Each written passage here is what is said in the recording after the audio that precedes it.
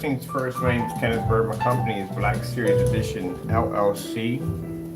Turn my jazz music down.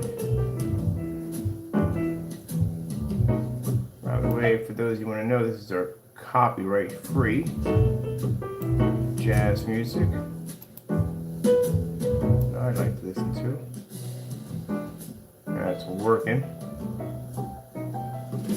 Well, actually, this is the other stuff, but we can't do that on here because it's not copyrighted. All right, we're doing some updates today. So basically, we'll be finishing off the Vava paint. That's done. We've been through this before. This is why I said testing is extremely important, because it even allows you to even troubleshoot your own stuff at the end of the day. Like, okay, I've been there before. I've seen this before. We know how we fix this. This is pretty much why testing is so important. Usually screens that pretty much, when we put that heightener in there, blacker screens can absorb it better. Lighter screens, basically, they hotspot like crazy because due to the fact they can't control the light. So we have to put something in there to control it, to tone it, which we'll have it in today. It's only a simple fix. Been through it a couple of times with a few screens, so nothing new. And that is interesting when you have a black screen that generates that much light. But you know, when you have a screen of that color, basically it's going to generate a ton of light coming off of it because of the heightener technology that we put into the screens to do this. This is why we can go into the next room right now and I can basically watch outer space on a 150-inch screen in a fully lit environment because that technology allows our screen to receive and understand white light. All right, so we have that to work on today, which is an easy open and shut thing to do. I also too have orders I got to put out today too. So we got orders going out on the 15th. So we got plenty of time to get to that and get those done. So orders going to be processed today. I got labels to print out and I got new containers over there too that have to go out. So you have not been forgotten. As I always said, you know, sometimes things come in late, but we always get you at the door. We always get you taken care of no matter what. All right, so we're adding some new stuff into our gunmetals. Gunmetal is going to be available in 3 sizes. 24s, 32s, and 1 gallons. We are putting here in this section, this is the paint application section. So paint application section is going to be expanded a little bit here. Does anybody read through this stuff that we put in here for you guys? Because literally, I hope people read it. People ask me basic questions that we literally have here in the specification sheets. And they will literally ask me like what to paint it on. Information is like right there. Our specification sheet is massive. There's like so much information in there for you. You know, put all that information in there. I advise you, please read through specification sheets. You know, this would help you a lot. That's the reason why I put all that information in there for you. Let's see, where's the priming information? Not service. Where are we getting service from? My goodness, I swear. You write something correctly in Google, Google will come along and put down what they think it should be. Surface. Priming application surface. Alright, gee whiz. Oh, okay, there's something in there. Priming application surface info. There we go. Well, I went back and change shit over again.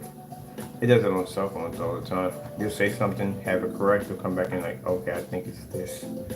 All right, so the priming surface information is basically the surface that behind me basically has that child-proof coating on it. That thing is a freaking nightmare to paint over. So we gave you those instructions from experience how to deal with this. I only had 2 places that had that surface in there. So last night I'm thinking like, I'm doing too much here. We're putting too much into this place. I don't want to put a lot into this place because I don't want to be here. I'm only going to be here for roughly about a year, and that's almost done. We're literally almost done. Whew, man. So, bottom line is, I am looking at getting a house because again, I've done the apartment thing. I'm not a big fan of it. I don't like it. That's my personal thing. Some people like being in apartments. For me, I don't like to be in an apartment. I like the fact of not having the entire place to myself. You know, and then having a backyard and all that stuff like that. Yeah, that's I like that. PD. All right. So I want to decorate, but I don't want to decorate. I'm going to do the 235s in here at most. I really don't want to put a lot of money into this place. I really just basically, I'm sitting there talking to my sister the other day, and she said, why in the world you even bother putting any real money into that place to begin with? You know what I mean? You don't like it there, you want to move, and I do. I want a house. I'm used to being in a house. Doesn't used to be in it. Get application spelled correctly here talking. Let's see, APPLICATTION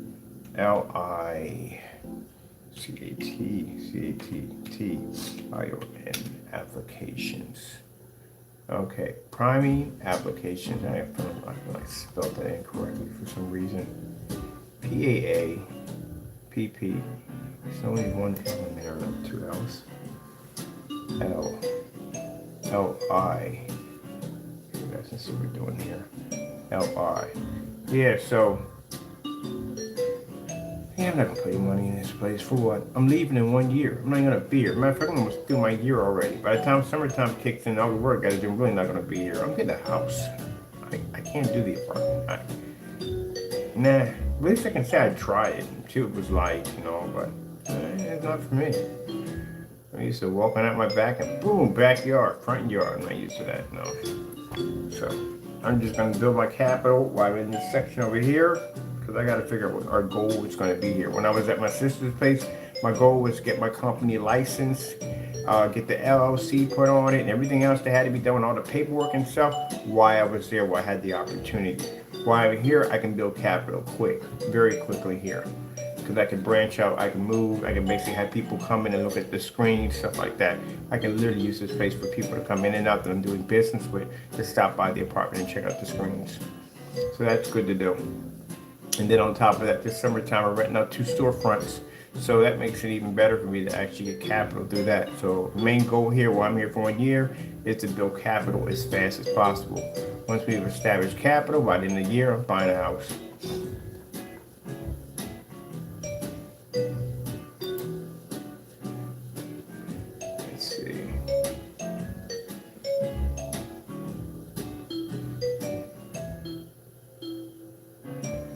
All I do here is work, literally. I just work here, pretty much. Let me see, paint application, priming application service.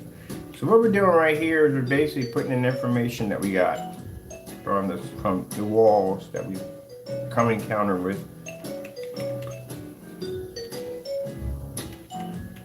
If you ever pop into one of these walls. Now keep in mind, because I painted multiple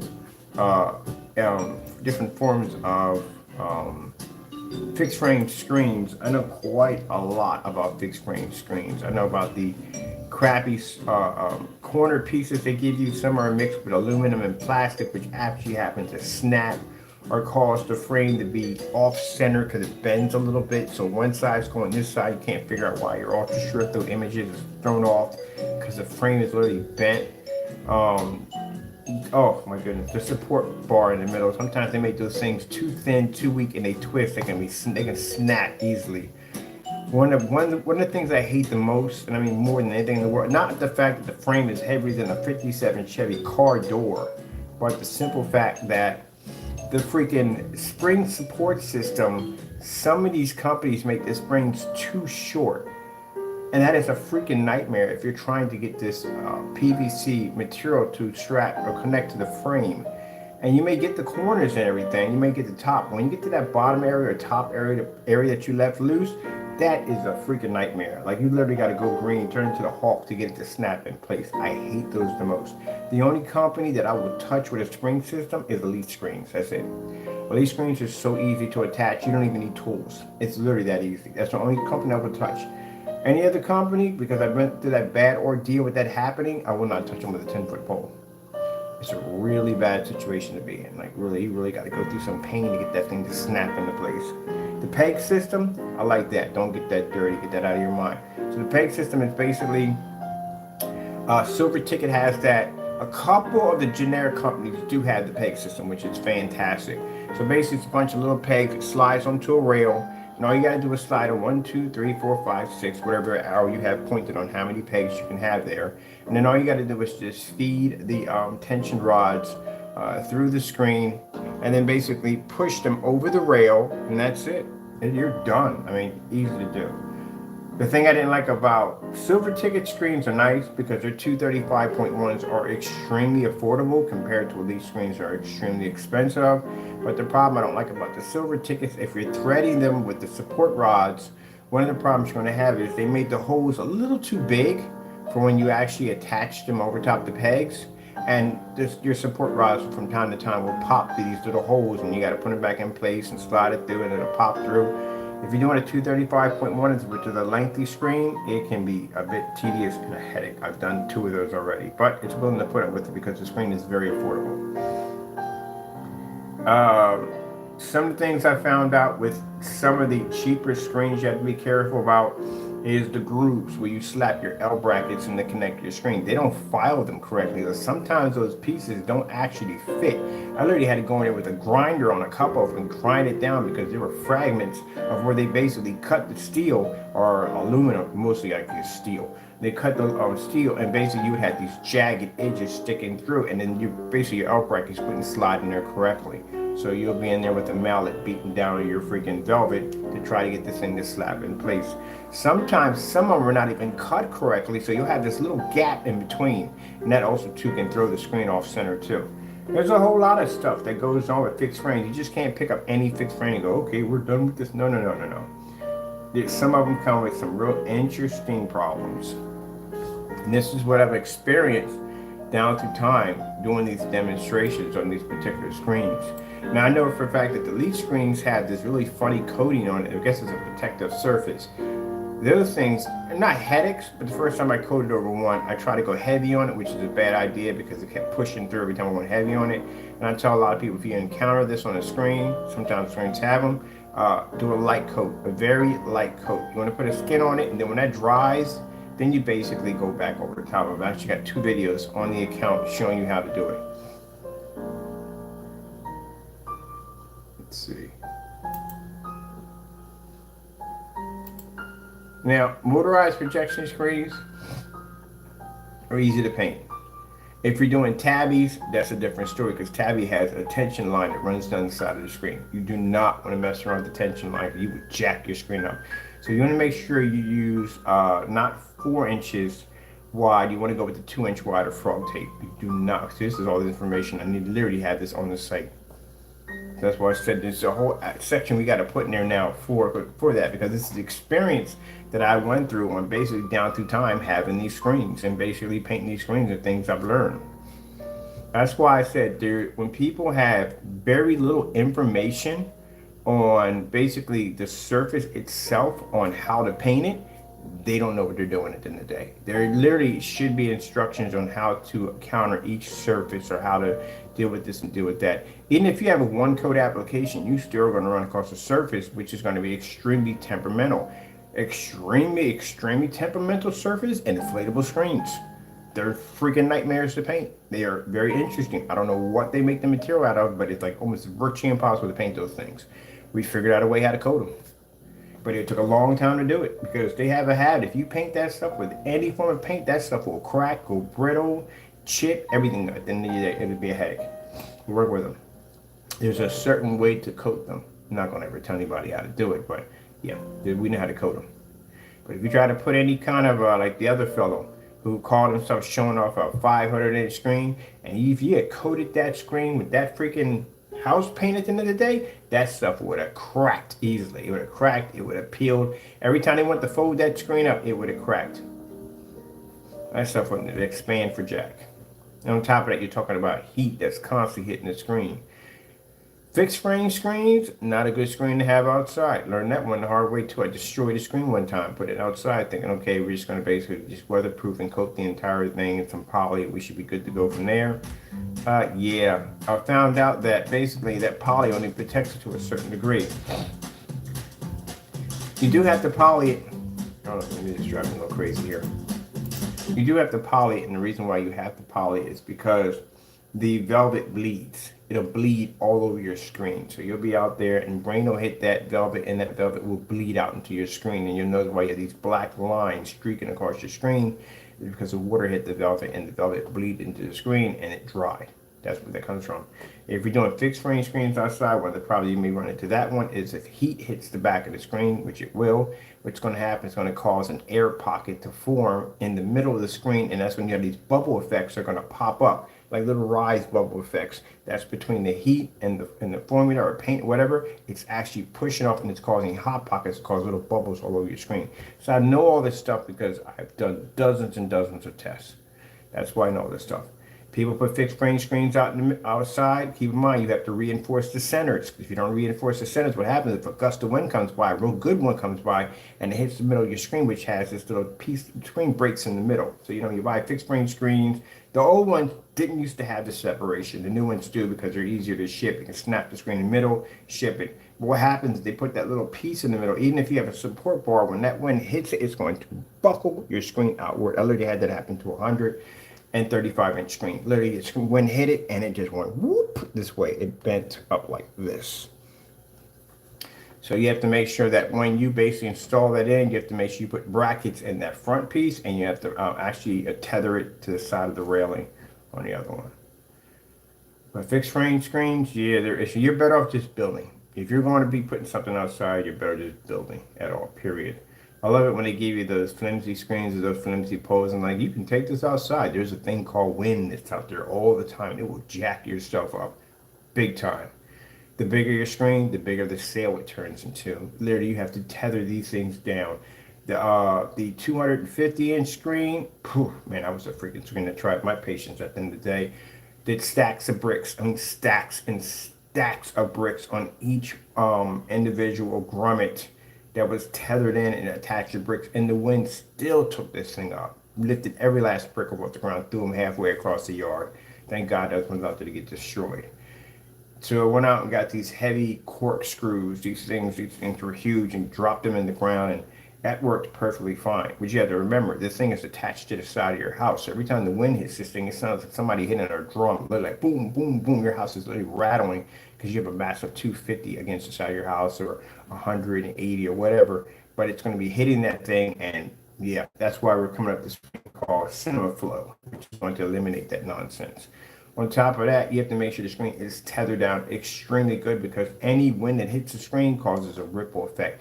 This will not affect you too much with long throw, but ultra short throw, it's going to be a personal nightmare for you because that surface has to be perfectly flat with ultra short throws.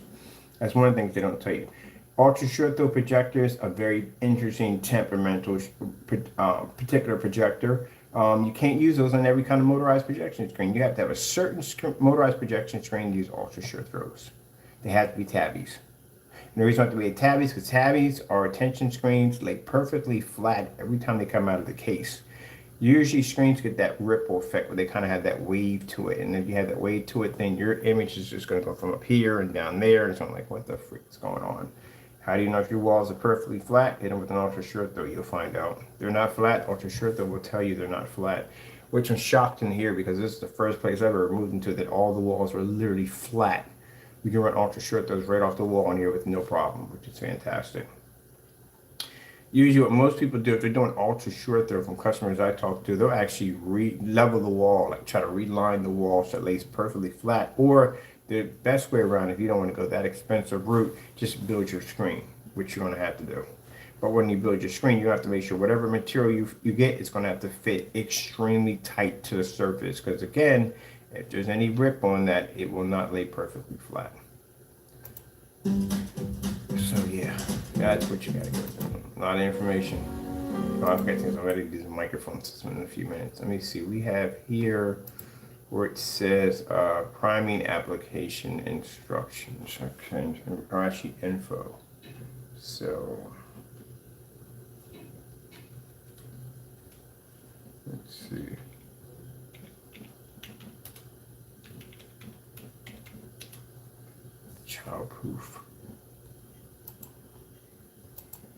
Childproof house paint.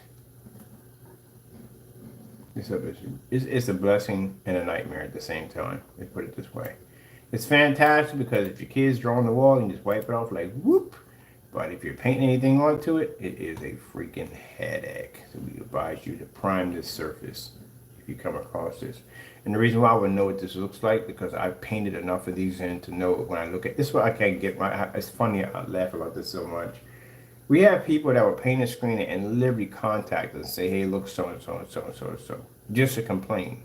You do know that I have over 12 years experience in this field, so I can look at something and go, I know exactly what you did wrong, with that wrong, and so and so. So I had a guy paint a screen with a 3-inch roller, and you can just see the mark lines all in the screen. I'm like, what size, how big is your roller? He's trying to say it's a 9. It's not a 9, it's a 3-inch roller. I can tell by the stroke patterns in there with 3 inches. Come on now, people.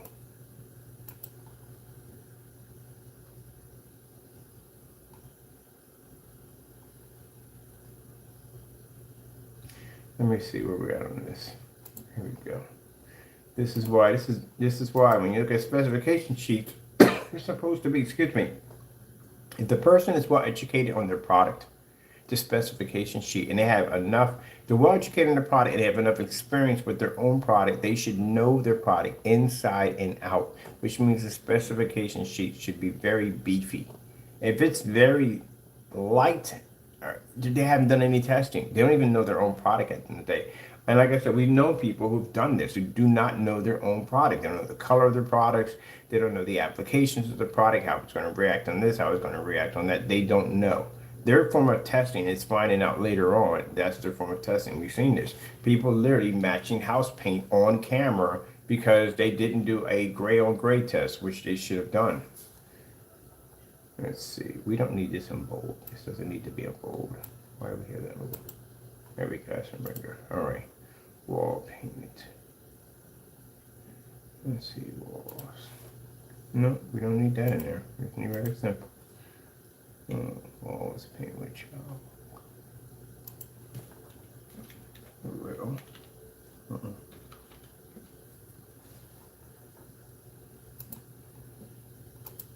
Will require 1 coat of primer. According to Glidden, if you are painting a light color over a white wall, you will need likely only 1 coat of primer on the wall. I literally forget this thing is all the way up. Sometimes over here listening to music and that thing just goes doop. Alright, let me see. We're supposed to be here. Now there's 2 surfaces we don't support. One is heavy stucco. The other one is basically polyester tarps. Do not work. It's basically paint will slide right off of it, no problem. We don't support those. That's right there on the site. If you're painting any kind of fabric material, we advise you to basically go in and prime the surface automatically from the door. Let's see. Now, if you're doing a fixed frame screen, no, you don't require that. You can just put in 1 light coat, let it apply, hit it the second time, that's it.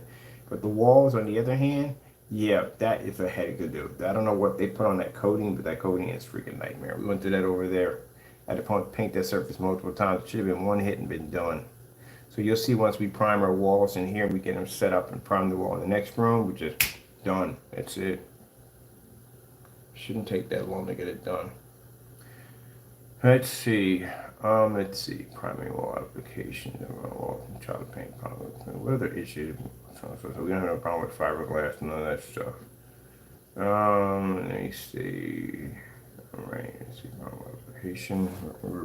Remind him again.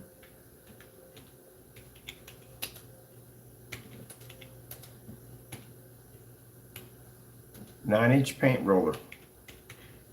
Mind you, in all my demonstrations, I use a 9-inch paint roller. Only one time I used a 3 is yesterday because we didn't have any rollers. I need to apply it to the surface. We advise you don't do that at all, period. But we don't use a 3-inch roller, Matthew. Oh, by the way, you'll be getting some documents in the next couple of days. I just want to put that out there real quick while we're on here. He's already been taken care of. But anyway, let's move on from here. Let's see. You use a 3-inch roller. We don't use 3-inch rollers. Streak and damage the screen. That's what happens when you do that. He'll have plenty of time to explain in court. We had a court date coming up already. Crow's court date's coming up pretty soon. We're going to be going to court for that. That's another date that's coming up. We had a couple of court dates coming up. Yeah, he's coming up soon. All right, let me see. Wall paint, child and painted house paint will require 1 coat of primer. Let's see. And please use a 9-inch paint ruler. So these are the only areas we request. We can even coat over glass if we want, but see, they don't have that protective material. We don't have to worry about that. Let's see. I'm doing so. That's it. Pretty much all we have to have in there. Doing so. Let's see. Where is for the spray on applications for this? Here.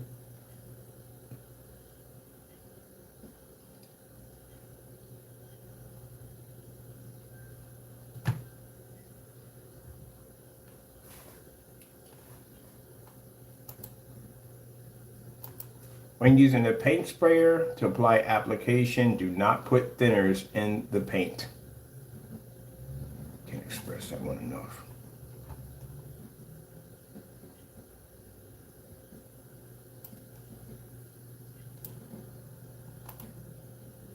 I'm gonna put that in red writing.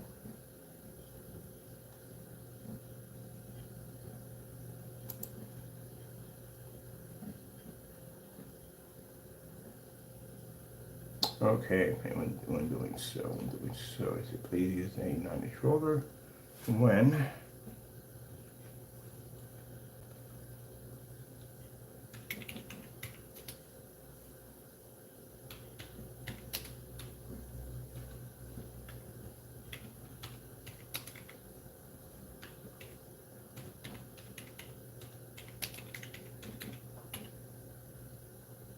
screen paints. All right.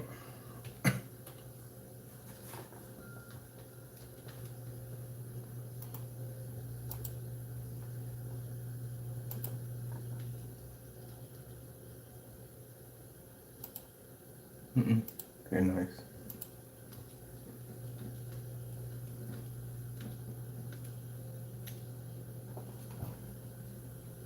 That's perfect. Not one back. Here we go. Oh, no, we don't. Be nice. Let's see. When using a paint sprayer to apply application,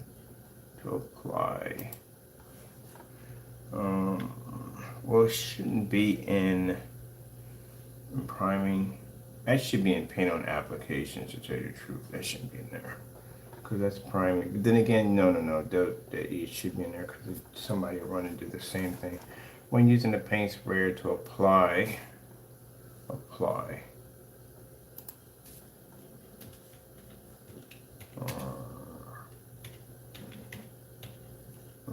So now you can't put that all black now. We make 2 different colors now. Ambient light rejection. Paints.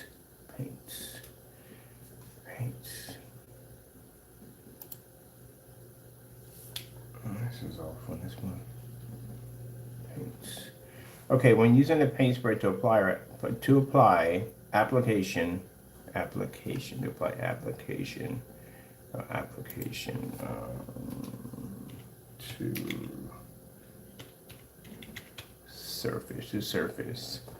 to surface with our ambient light rejection screen paints.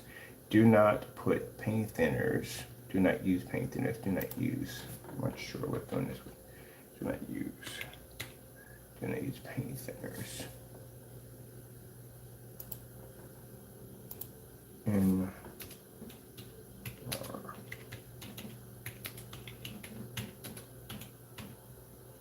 See, this is the reason why when people put down that not as described nonsense, well, we have way too many video demonstrations to back our products up. Like I said, when people go to our sites, actually on PayPal goes to our site quite a few times, they're in there checking out. We have people going PayPal checking our site, not even for disputes, they're in there buying paint from us. I had a few customers from PayPal buy paint from us, literally in the middle of a dispute, buy paint from us. But our site has tons of information. Matter of fact, we're going to do a site search on different sites and see exactly how much information they have compared to what we have on our site. We have more, literally more information than anybody else. Because they put the bare minimum in it. They put some nonsense about how long they've been in business. They put some crap about some cartoon, I guess, what do they call, graphic sheet of a guy sitting in a chair and this, that, and the other, and a bunch of mumbo jumbo. Yeah, where's the videos on all this mess? Products. Let's see, products. Okay, that's perfect. I need to scoot this over a little bit. That is way over. Just I'm gonna reline all this again. I want to get over there. Scoot. Right there, perfect. All right, we're gonna put this right here with the punctuation mark here, and we're gonna come in and we're going to put in this in bold, and I want it in red. There we go. Perfect. And put this information in. It's very important. Let's see.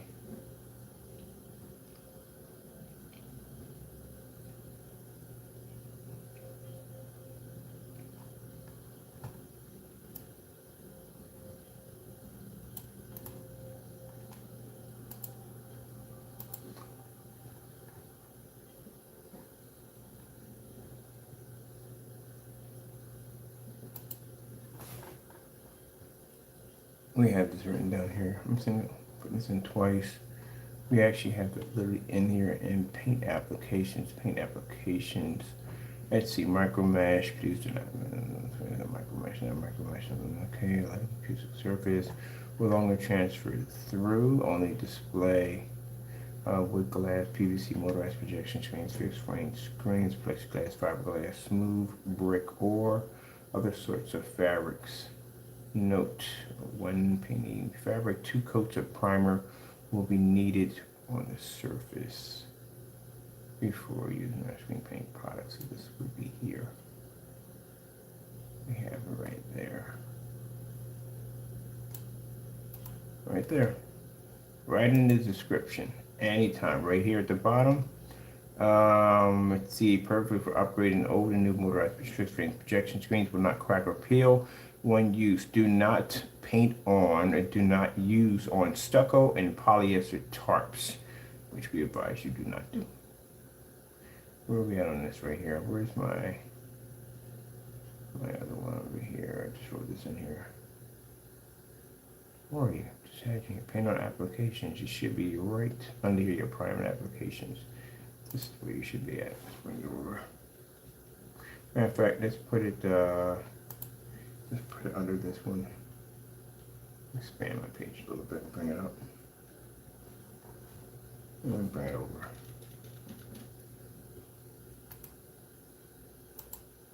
That's perfect. Bring this over.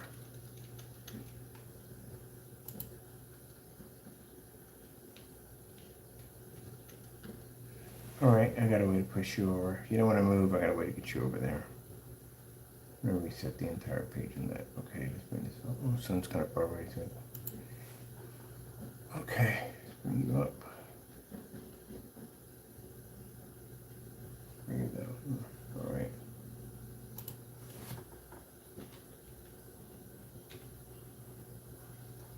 Okay, when painting fabric, 2 coats of primer will be needed to give the surface an even layer surface for using our screen paints. Okay, right there.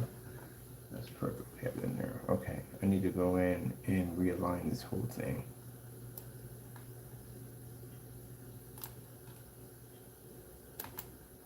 There we go. There we go.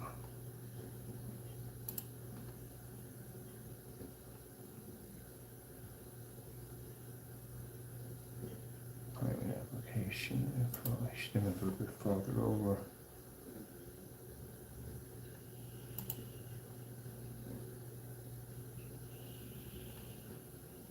That's perfect, right there. It should be a little part here. This needs to be over here. This needs to have a capital there.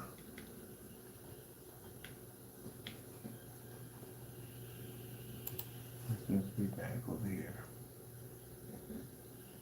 That's perfect. Okay. I need to take this whole section.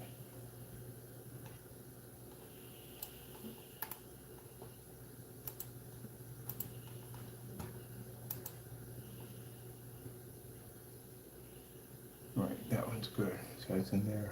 Where is, we have 32, so we do 24s. We did 24s, right? 24s? 24s or 24 gunmetal.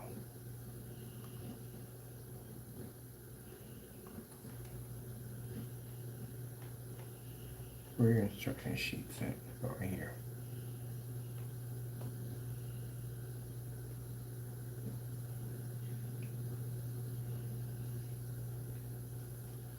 You're supposed to have also too a proper storage information sheet on property storing the product, which should be in there. What is your shelf life on your product before it basically deteriorates, stuff like that. It's supposed to be on there. There we go. That's for the priming information right there. All right, we need to go in and we need to bring in for 32s. I need to bring in, let's see, where you at? We need to save and duplicate another one. I have to do that twice now. This will be for a gallon. This will be 120 ounces. What the freak did he just do? I swear. 5 minutes, this jokers always doing something crazy. What'd you do? Of course, always doing something stupid. Never fails.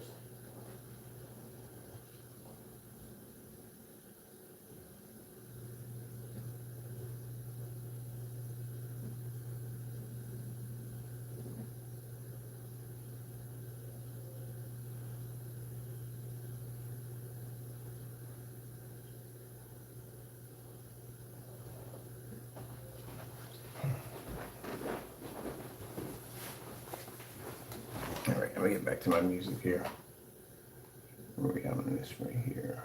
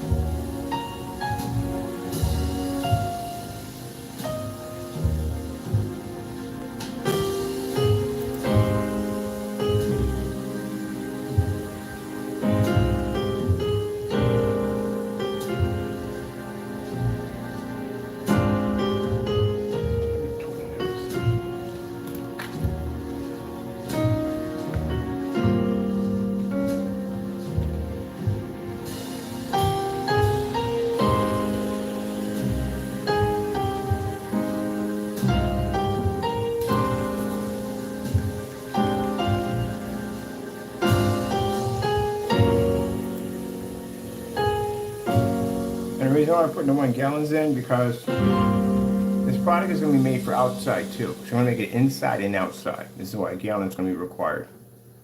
Let me see what we have here.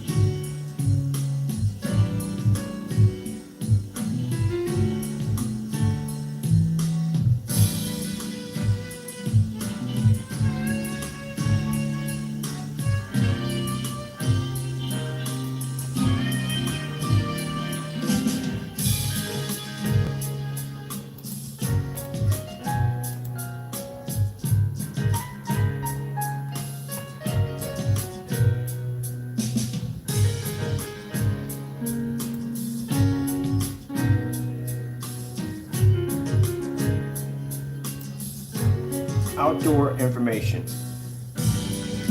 According to Wikipedia, outdoor recreation or outdoor activity refers to recreation done outside, most commonly in natural settings. Really? Outdoor information.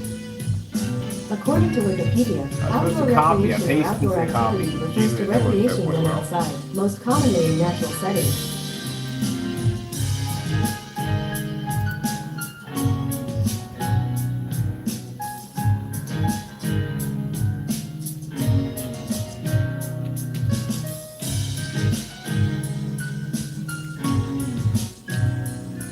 I have to write that down. What's one thing? I got this right here.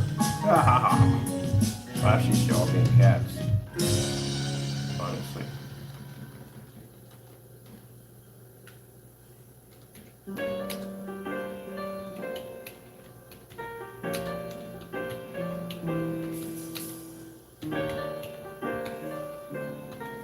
That's uncomfortable. Shit was over there. That's so freaking.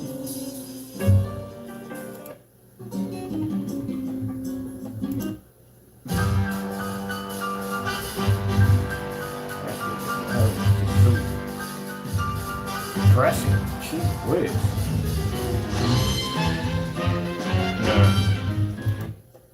I'm about to do a heist in the 1920s.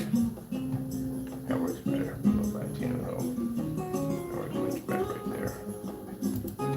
Let's see.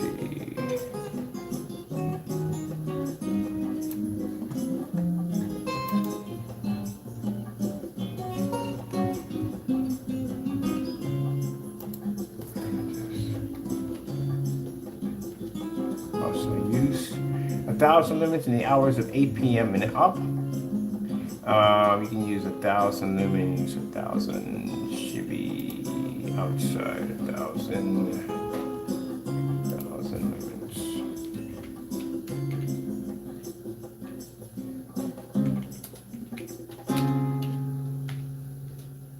And up in the hours of, up in the hours of 8 p.m. and up.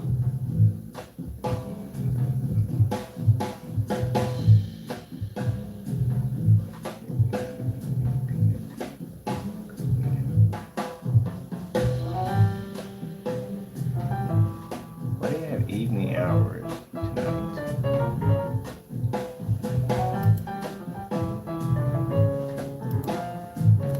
Evening hours.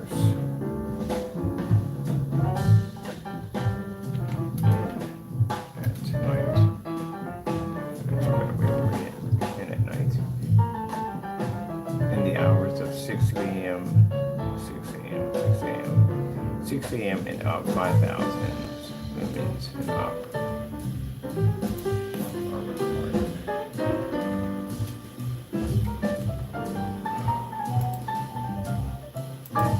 Are required. Do not use indirect sunlight.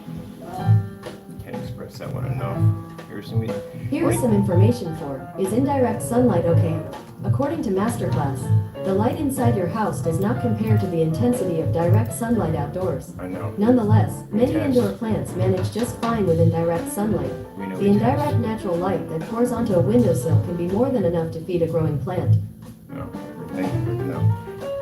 Yeah, so basically we only have certain screens that literally can take direct sunlight. We had a few people asking us about when that's coming out. We don't even know when it's coming out, to tell you the truth, honestly. That sun killer technology can take that direct hit from light. Yeah, they want to use that for basically for backyard displays. Well, let me tell you something. Two things here. We don't know when it's coming out, and it's not going to be cheap. You have any idea how much money it costs for a screen that can literally take a direct hit from sunlight? Oh, we got to post those on here too. We definitely got to post that sun killer technology. We don't post enough of those things on there. I'm going to put a couple of demonstrations on the demo page. This is for the insane, crazy demonstrations and stuff that we do. So we're like, yeah, that stuff we get, that stuff is not going to be exactly cheap, and we don't even know when we're going to bring it out. Honestly, we might incorporate it into an Alpha 1, which would be a nice idea. Would be pretty cool though. But we'll figure it out. We don't matter yet. I'm more concerned about what's going on right now, not in 2024. Let's see what we got going on here.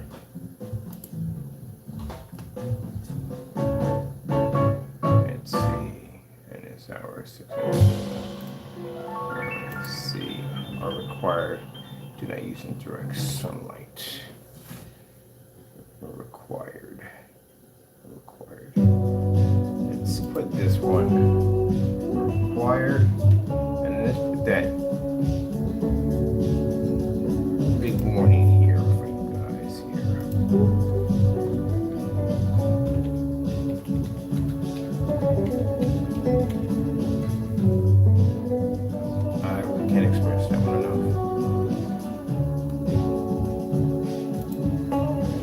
Some people will lump that sun killer technology in with the same as their screen paint. No, those are two different formulas. They do not do the exact same. They even have to be applied differently. That sun killer has to be sprayed on. You can't roll that stuff on. You'll damage and jack the screen up. It's a spray on application only. It's two different, not the same. So if you see us in a demonstration and it clearly says something on the sun or whatever, it's not the same. I even put down there, you can't use other screen paints. You can't use them direct sunlight. Will not work. As a matter of fact, we need to have that in bold. And we need to put that right there in red. Put it in red. There we go.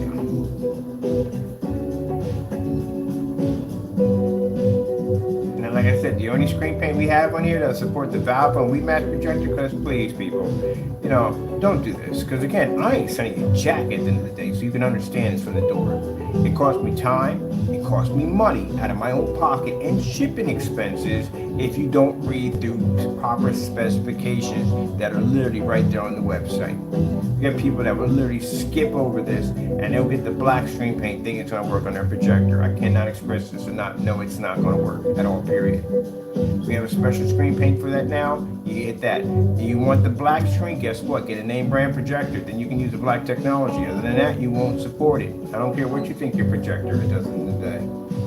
It's not going to work on it. That's why we have a special paint for that. On that site, it basically clearly says that this is the only screen paint that will work with those particular projectors, and that's it. If you don't read the specification, this is now on. This is my rule from now on. I'm not sending you out jack. Why should I basically take money out of my pocket to sit there and spend for this and do that and send it out to you when you just, the information is right there on the website for you just to sit there and just read through? Are you kidding me? So I got to pay for that mistake that you made. I'm not shipping out jack to you. I'm done with that nonsense altogether. If you can't read the specifications, then you're stuck with it. That's all to it. Because I put it right there for you. How much money it cost me at the end of the day to make a whole new product, put the product in a container, ship it out to you. So now we literally have this stuff sitting right on the website. So if you basically are too lazy to read through the freaking website, sorry, the customers who do read through it, thank you so much. But the ones who don't, I'm speaking to you strictly. If you're too freaking lazy to read through it, don't buy my stuff at the end of the day. Please don't. Because it's right there. I put a lot of time, a lot of effort into testing my products and tons of information on the site. And if you don't read through these, are customers that'll sit there and buy the product and they feel like it doesn't work. They want to sit there and complain to me. I contact them and find out that the freaking projector they're using is not compatible with the screen paint, and it's sitting right there telling you it's not compatible with the screen paint. Even moreover, we have a screen paint that is compatible with it, and they will still skip over that and buy the black technology thinking their projector is up to par with it. I'm here to tell you, no, it's not. So if you make that mistake and you do that, it's right there and you know it's right there and you do that anyway, guess what? I ain't shipping you out jack. You're stuck with it. It's right there on the site. So this is not toward the customers who read through our specifications. This is the ones who don't read the specification and just cut the shopping cart. That entire page is just massive amounts of information on there. Literally anything you can think about is on that page. And anything we haven't done will end up landing on that page.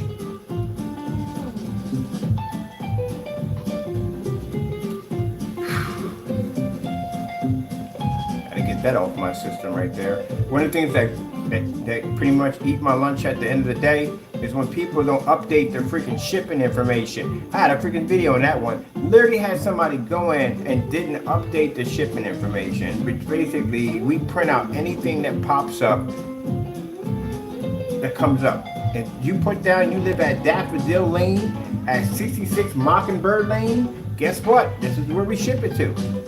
I am not going to call you at the end of the day and go, hey, is this address correct? Because you don't know so-and-so and so-and-so. That is not my job at the end of the day. My job is to basically any address that pops up on that form, that's why I ship it to.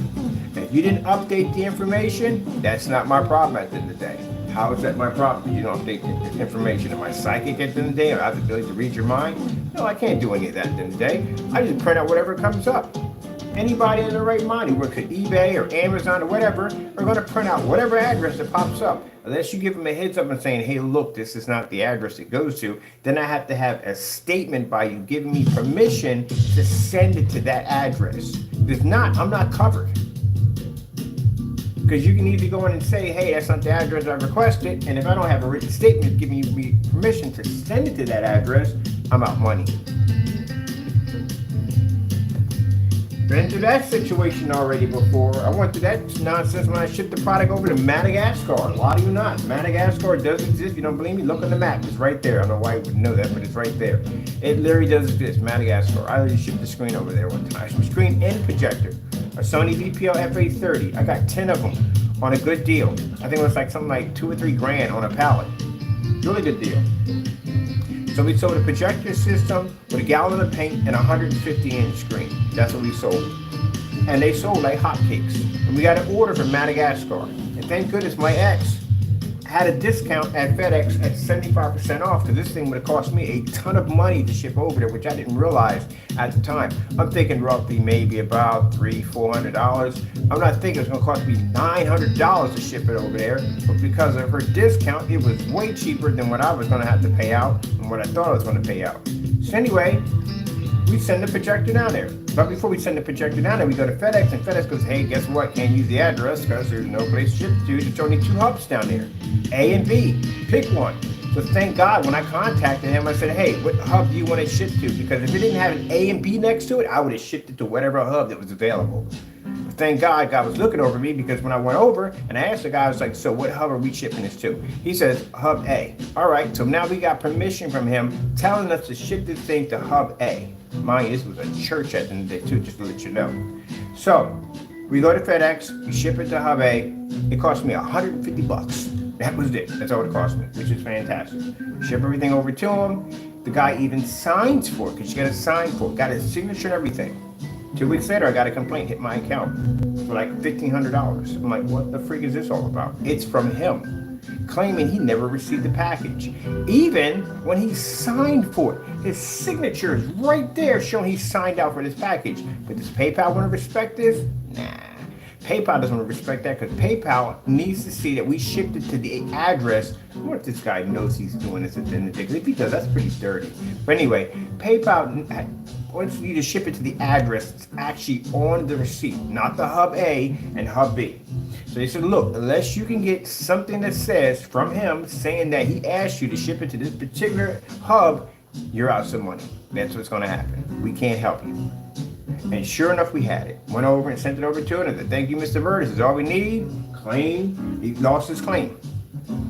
This joker at the end of the day was trying to basically keep my product, keep the projector, and keep the money at the same time. Bad enough it was a church, but this guy's been doing this for years. This is kind of messed up, because again, if any other company basically had to fight, they'd probably take them to court. Literally, some people just drag you into court for that one. But court costs and all that stuff, it costs a lot of money and stuff like that. Depends on how desperate you want to be to prosecute someone. But anyway, long story short, man, if he's basically using PayPal as a way of basically ordering stuff and knowing that it can't be shipped to the address, it has to go to a certain hub, then yeah, he can be cleaning people's clocks just about every day. But he got the wrong person that day.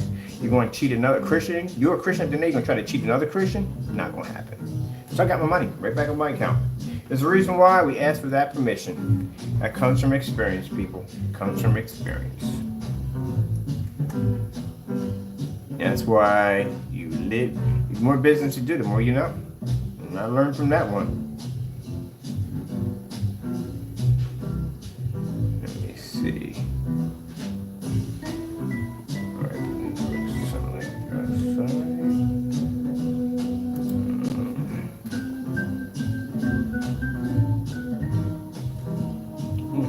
Something up.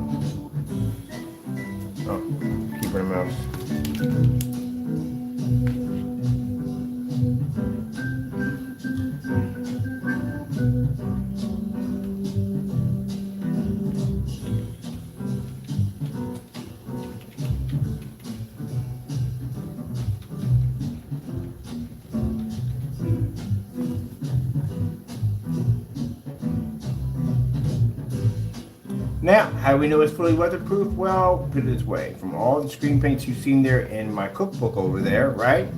Each one of them have an element that makes them special. Do you know that the higher screen paints have majority of all the different elements from these particular ones implanted into them? Which means the ones who have the ability to be able to see, we have one screen paint that can do the make out 720p like it's 4K, or the 57s and 48s have majority of what we have in our cookbook actually over in their technology. So if I need a screen paint to be weatherproof, well, we can just go in and just give them these weatherproof coatings, technology that we use to make that, whatever ingredients we use to make it weatherproof, and integrate it into that technology. I got a massive cookbook over there. I can do whatever I want at the end of the day. I hadn't really thought about that. I was like, why the freak do you make all this stuff at the end of the day? What happens to the other stuff you have? I'm like, gee, I hadn't really thought about that. So I have this giant booklet about that thick that has all my ingredients that's in it. On how we make this and how we make that, and test results, and how this works and how that doesn't work. Yeah, from years and years and years of testing. Plenty of people like to get their hands on that beauty, wouldn't they? Man, it's never gonna happen. That book's protected by God. But, yeah, you pretty much probably literally would die trying to get into that one. That'll never happen. Anyway, let's move on here. Let's see.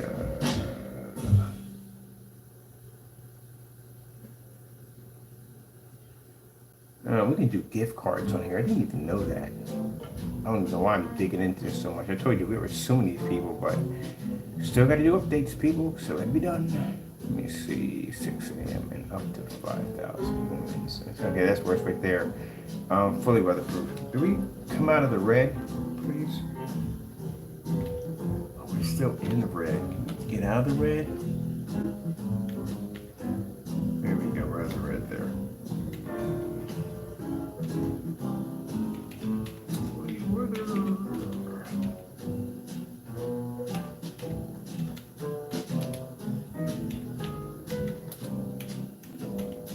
You have to be really careful when you're buying. People want those weatherproof motorized projection screens. They're costly. I mean, if you get them, you get them, but you have to be careful because in Amazon, I don't know if they're still doing it or not, they definitely had motorized projection screens claiming to be outdoor screens and they're not. There's a whole section that they'll have on that particular part of the screen explaining why it's fully weatherproof.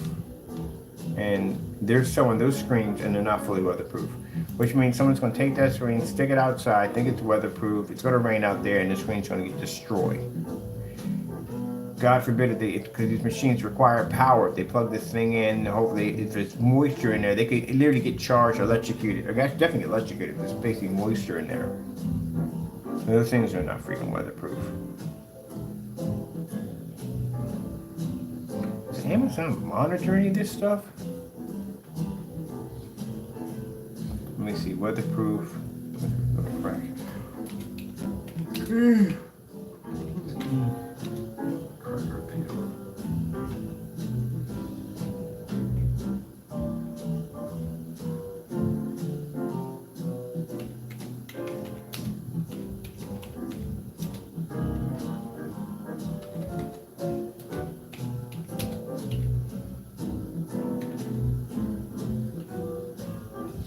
We have to put our weatherproof demonstrations in.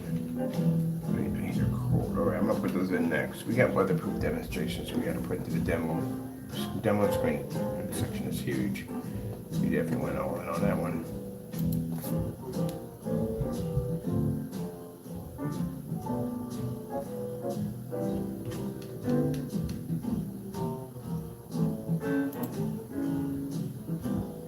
Now I'm going to advise you here, do not use this on inflatable screens because we have a special coating for that. You have to call in for that one.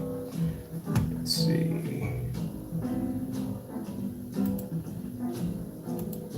Do not use on inflatable screens. This is the gunmetal we're using. We're trying to make this weatherproof because the outdoor screen paints will no longer be available after February. They'll be removed off the site. They'll be gone. So we need some kind of weatherproof because summertime's coming up and I do plan to have, can we make it? We can make an inflatable. We have to make that first. There's a special way you have to do it to make an inflatable, make a screen paint for inflatable screens. But we'll have that out probably around the summertime, but not now. All right, let me see right here. Let's get down here. These notes.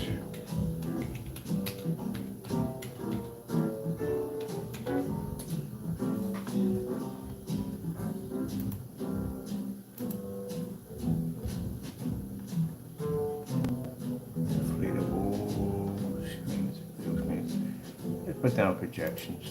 Just want to be safer, safe than sorry.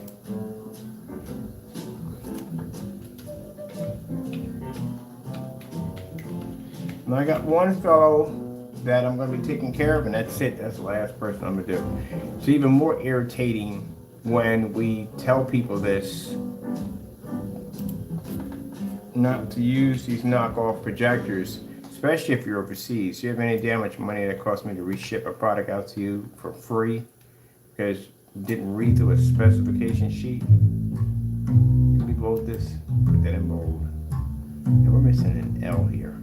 Come on, we're definitely missing an L. Missing an L. Oh no, that's gonna drive me crazy.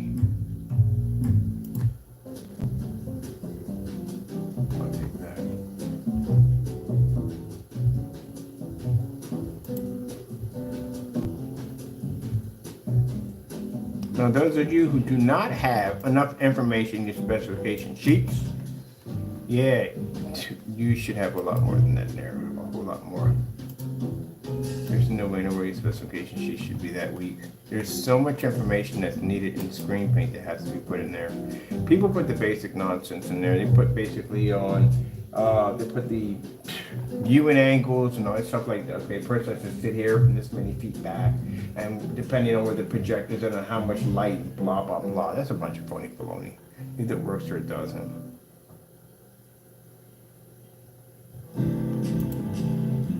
Make it sound it's more technical. Put this chart up on the viewing angle and all this stuff up there. What are we doing this for? We need to basically turn this to red. It's red. It needs to be red. This right here. Right there. All right.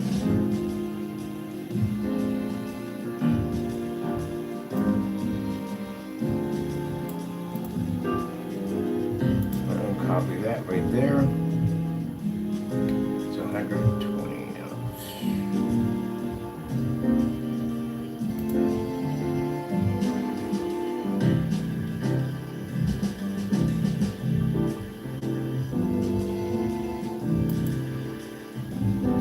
Oh, really? Seriously? Doesn't want to save it? Oh, I hate this crap when this happens. It's a pain in the neck.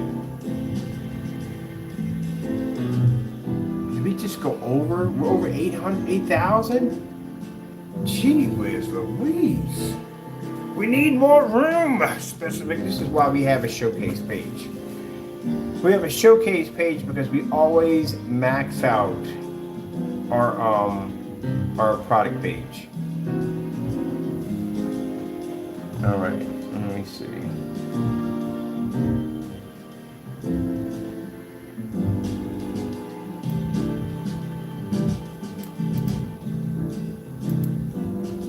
We can't save it. That just sucks on so many levels. It's not even funny. Okay, I'm gonna have to reset it. That's what I have to do and come back in. Cause I think we might have maxed out the how much we can put in here. It's supposed to be 8,000. I know we're on YouTube. Oh, that's the reason why it might not be allowing us to save because we maxed out. Gee whiz. That's why we might not be able to save because we might have maxed out on how many charters we can use. I wonder if that's it. Because I'm wondering why we can't put certain things in there, like what's going on.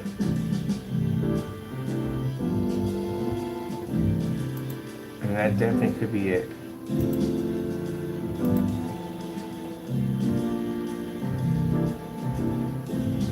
Because when we're on YouTube, I was doing the first specifications on YouTube, and we maxed out on YouTube at 5. And they're like, there's no room left for that. so that definitely could be it. Let me see. Well, we need to have something there saying it's weatherproof. Yeah, what's the problem, buddy? You're always complaining about something. What's the dealio? What's the problem? We're kind of working right now. Don't have time for the craziness. Where's your product getting from? Do we max out? It's maxed out. It looks like 8,000 to me.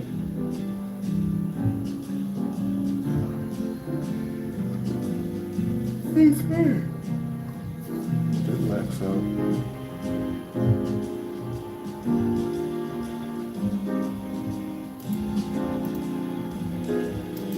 We could have maxed out.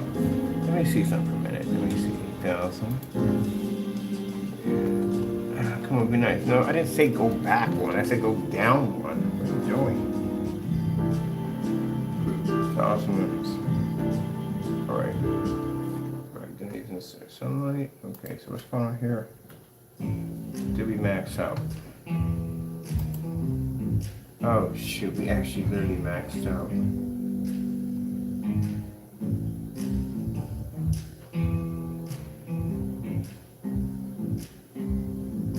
Wow, that's just fantastic. I can't believe this. The reason why it's not saving, we maxed at 8,000. 8,000, we maxed it out. Well, that's messed up. We need more room. That's not going to work.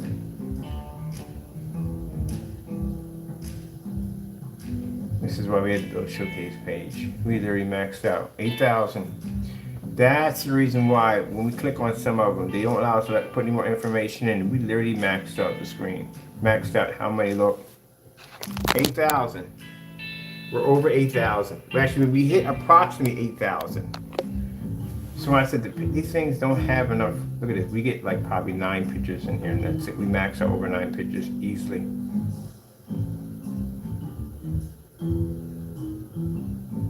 That sucks. All right. We'll have to put this in the showcase page. We'll put down, we can use it for outdoor. For more information, visit the showcase page, and we can put a link in there for that. See how far we maxed out on this bad boy. Let's see. That's the reason why we're not going any farther, because we don't.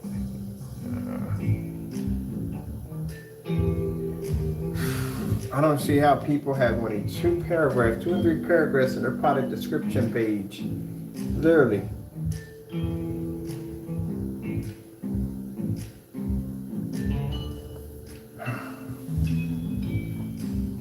Alright.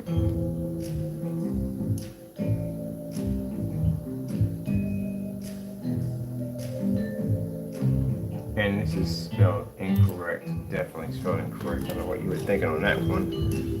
That's an outside one. Let me get all that in there. It's not even spelled correctly.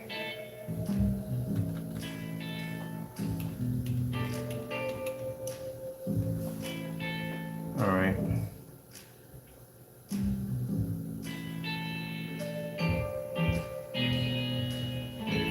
I'm curious. Let me see something for a minute. Let me get a copy of this. We gotta put this into the this show. This is why we have a showcase page. This is why we're using 4 showroom pages. We don't have enough room on here. So we're just gonna have to shorten this.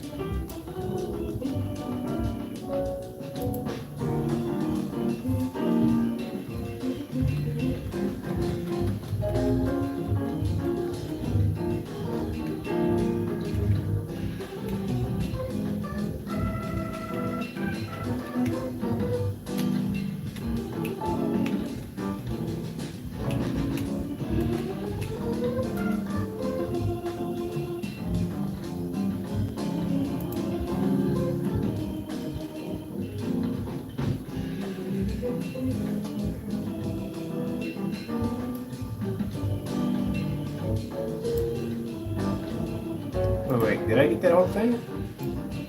Okay, hold on, let me see for a minute. We didn't get the whole thing. There's supposed to be another section here. Thank goodness we didn't delete that. back. We're supposed to have this too. This part 2 is supposed to be added to this. Let me see. Ah, be nice. Okay.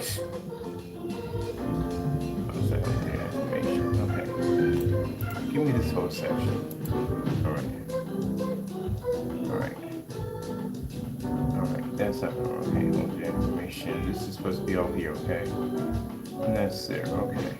So, I'm gonna copy of this. And then we're gonna put that in the other section.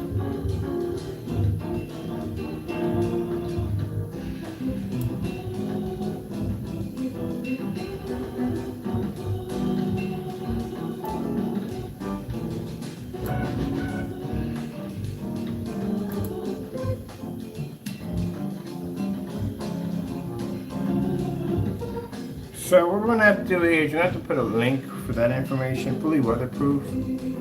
For information, you have to go to the showroom because we don't have any room here. We maxed out at 8,000. Gee whiz. At least could have gave us more than this. 20,000 would have been nice. There is so much stuff I got to add on to this. It's not even fun. This is why we have a showroom page. We've maxed out. They don't have enough to hold our page. I wanted this to save. Yeah, we maxed out at 8,000. Gee whiz! So we literally maxed our page out at 8,000 charters. We don't have enough room. I'm curious to see what we can put in there. All right, let me see. So we're gonna. This is why we have a showroom page. All right, before we go down this road, let's see. At least we got the primer instructions in there. That's good. Let's see.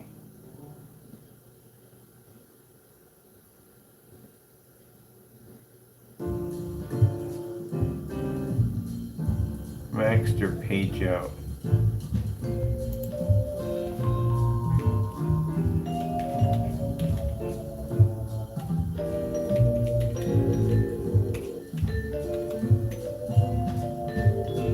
Mind you, I have the same platform as the other one has, and we maxed out 8,000.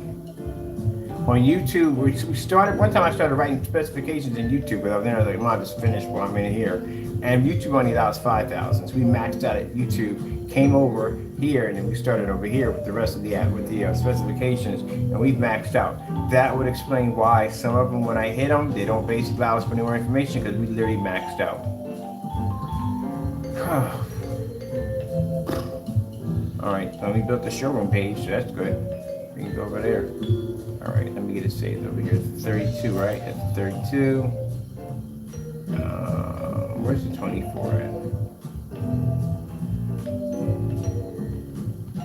I explained so much. I'm like, wait, what is going on? Couldn't drop any links in there because we literally have so much information in there. We don't have any more room. We're out. We defeated.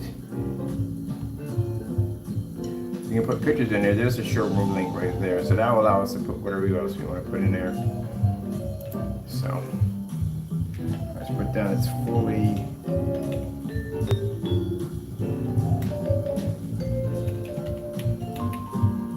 So if you want more information on the product, guys, what I don't like about the pictures we have up here. I love the pictures that we have. We can put in here. But you can only put like, I think the max out is like 10 pictures, and that's not enough. We got movie picture slideshows over thousands in there, so this is not enough right here. And we can't drop videos, and we drop videos in the videos that were short. Nah, that's not gonna work. So that's why we have a showroom page. All right, this has been put in here. This is all updated. Everything's updated on here. Okay, cool. That's why they're letting us flow through because we automatically have it updated. Not updated, but we only read a certain limit.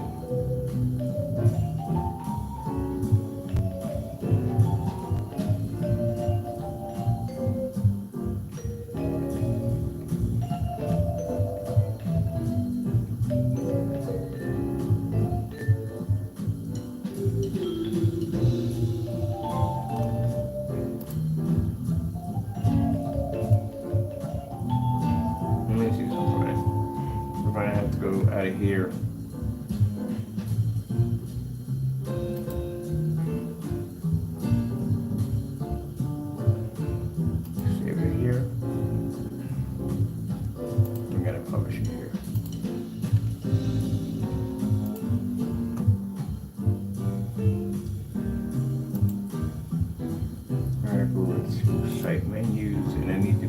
up the show page. Where you at?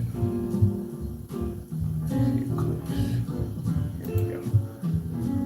So this is what these are. These are show pages, because basically the pages that they have for basically selling the product, marketplace, doesn't allow us to have enough information about on the page because we're limited over there. But over here, since we got an entire page that we can dedicate for this particular product, we can go as big as we want.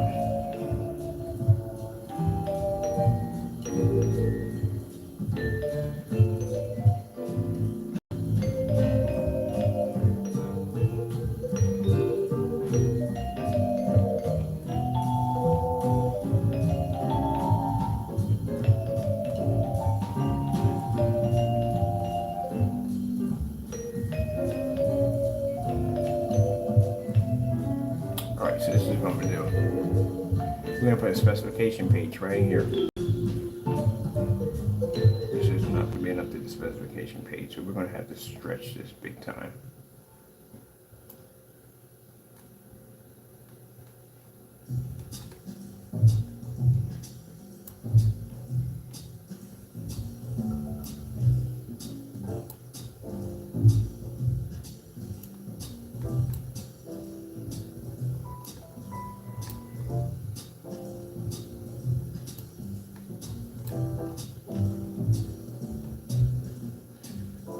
Oh, it's not going to be enough. Let me see. I'm going here first. I'm just going to bring this a little bit more.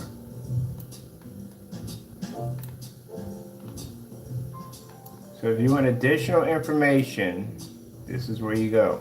All screen paint products have one of these pages. This is the showroom page. This is where we can drop more videos, more pictures, a lot more information, stuff like that. You can see it right from here. We had to build these because the pages themselves don't have enough room for our information. So let's go back over and save it from here. So we have that section already finished out.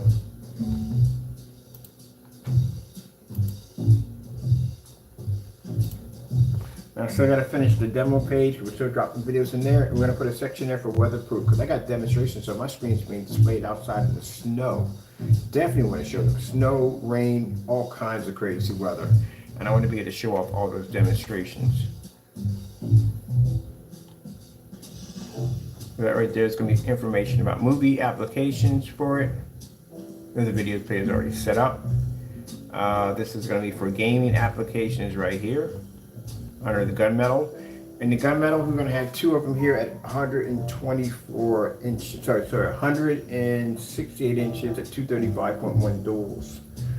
That can be converted from the 235.1 to dual portrait mode, which I'm going to put the projectors behind me. And then we can actually shrink it down to around 120 inch with two duals at 70 inches on each side. So this room's going to run like probably about 1, 2, 3, about 4 projectors.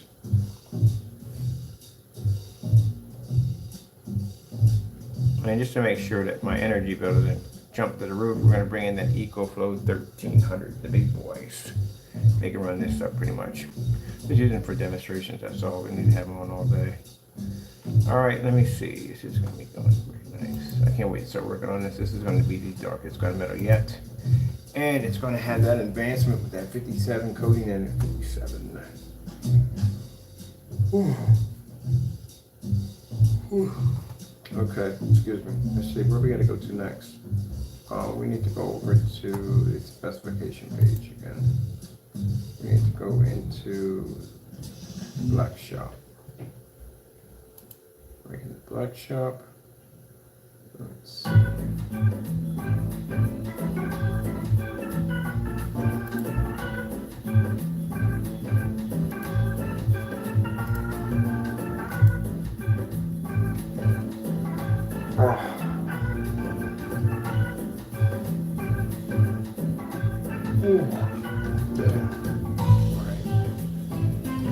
We need a big difference in this one. Even though we maxed out, what we're going to do is I have to put in here anyway, and then I have to take it out. Well, it's not going to save anyway, because we maxed out. We don't have the room for it. But I need it in here so I can copy and paste the entire sheet and stick it on the other side. So let's see, where are we at on this?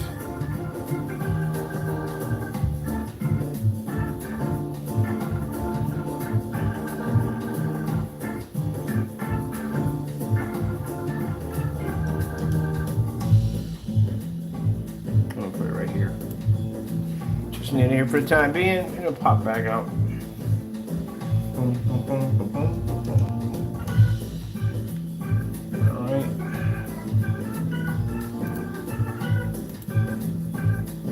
All right, that's good.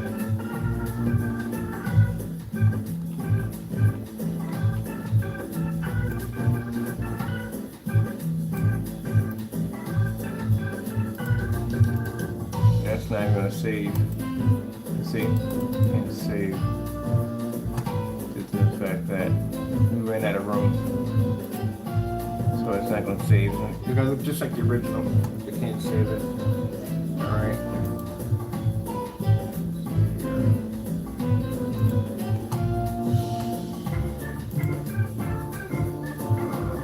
Check menus.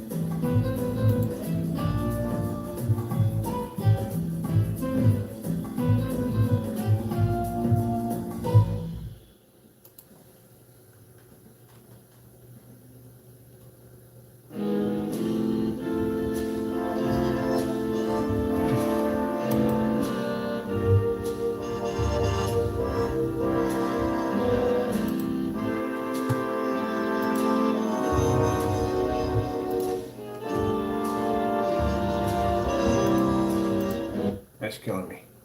All right, let me see. I'll bring this to away because I have more work to do.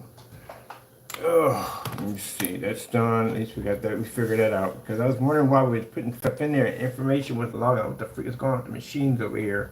Or their server, and then figured out that we basically maxed out the 8,000. We can't put any more in there. So this is where we're going to have to start transferring more stuff over to the other pages. Let me see what we got going on here.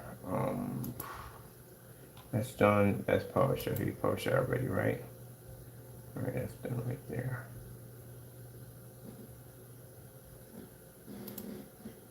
We're gonna have to have the different sizes here. So this is for the 32. Please note. That's gonna have to be put a little further here. And let me see. So where's the sizes for the 30 minutes for the fan? Size is 32. Screen size. I'm gonna have to break this down. me see, screen sizes. I need this whole strip piece right here. All right, copy that.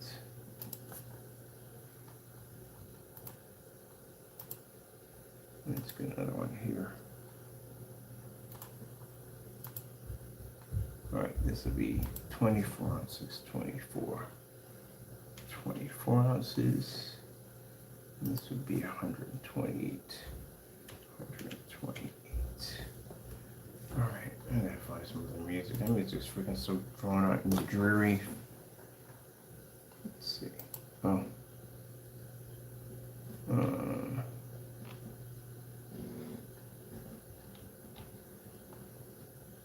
Let's see.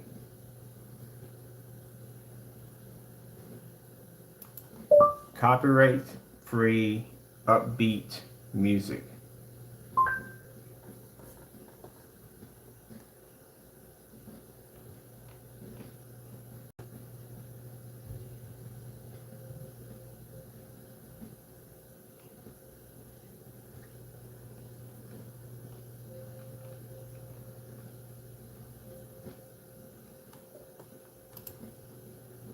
What if you were in a power company facing an avalanche of demand? So you call IBM to automate your IT infrastructure. And now your e-commerce platform can handle spikes in orders. Let's create IT systems that roll up their own sleeves. IBM, let's create.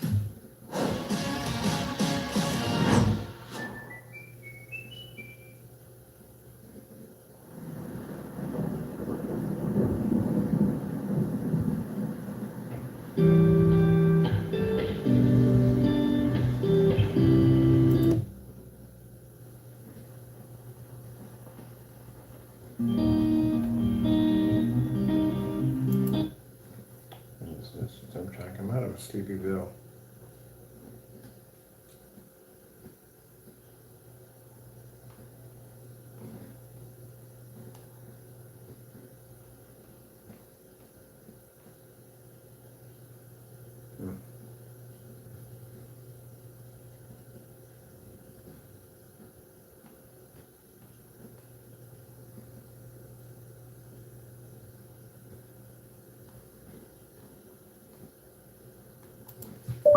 Copyright upbeat urban.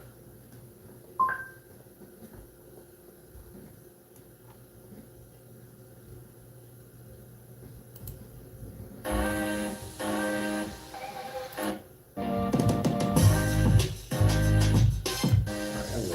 take that.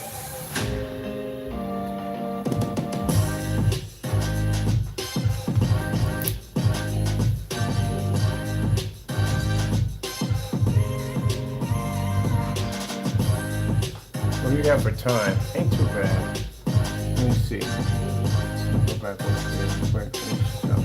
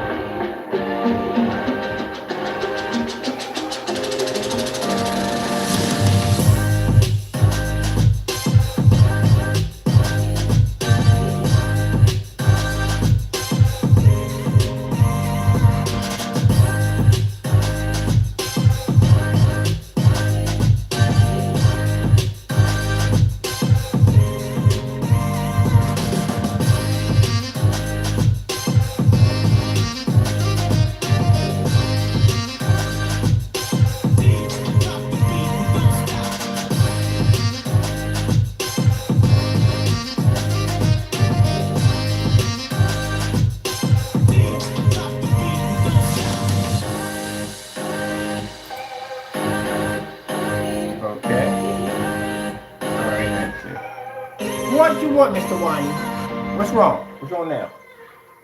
You got food, you got water, you got everything you want. Come on. Come on. I'm here working like, what the freak is wrong with you, really? Where you want to be at? Under the desk unplugging stuff again?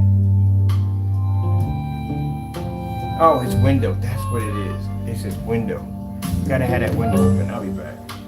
Come here, French fry. Come here, boy. Rah.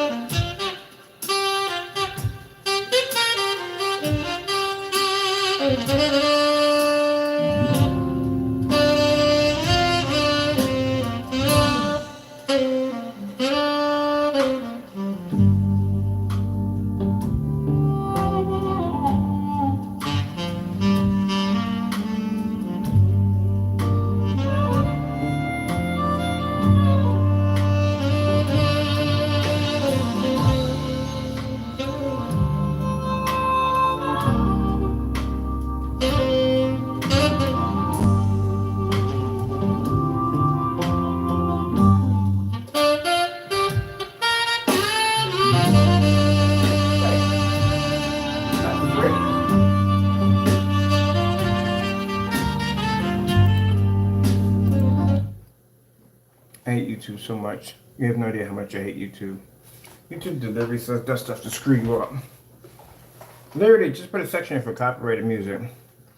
They put something the reverse opposite of copyright. I'll just take it out.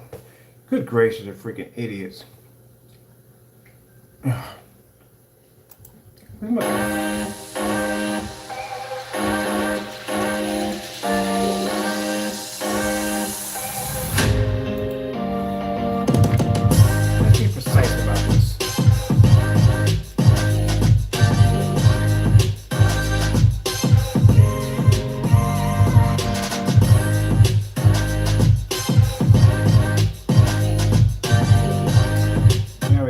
Hour in there. Upbeat, 1 hour, right?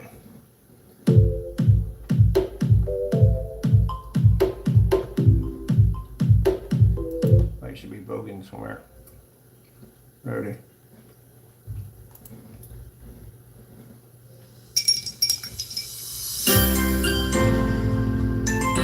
A 1980s video game.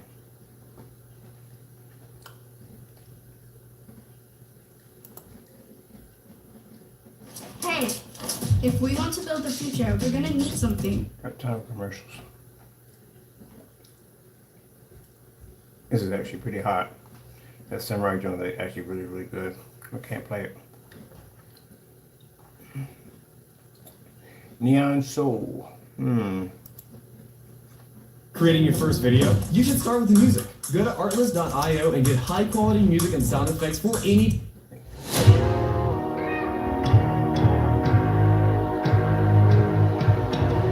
We definitely ended that 1 hour.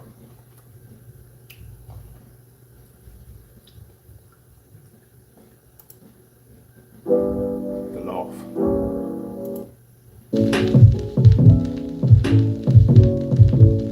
Yeah, ain't feeling it.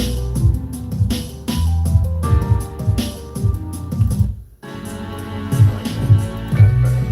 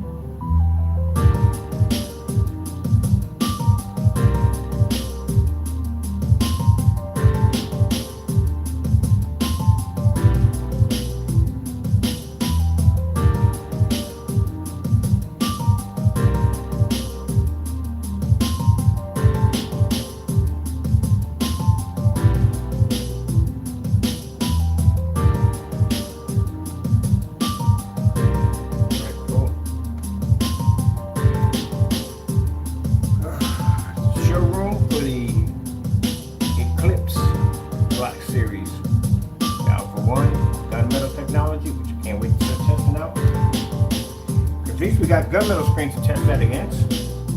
Black technology. Yeah, good luck to finding somebody to match that. And those of you out there saying, we can make black screen paints. Again, I don't even acknowledge you unless you can pass all our tests. But you don't have any testing. There is so much test yet around under black technology, it's not even funny. Now we're going to the demo page because I got to basically put updates in there. Let me see where we at on this right here. Going to the massive demo page.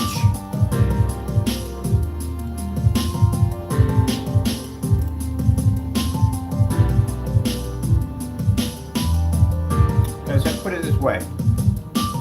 People who take you for a joke find you funny. The people who basically call themselves doing what we do, they find you funny, you're a joke. They don't take you seriously.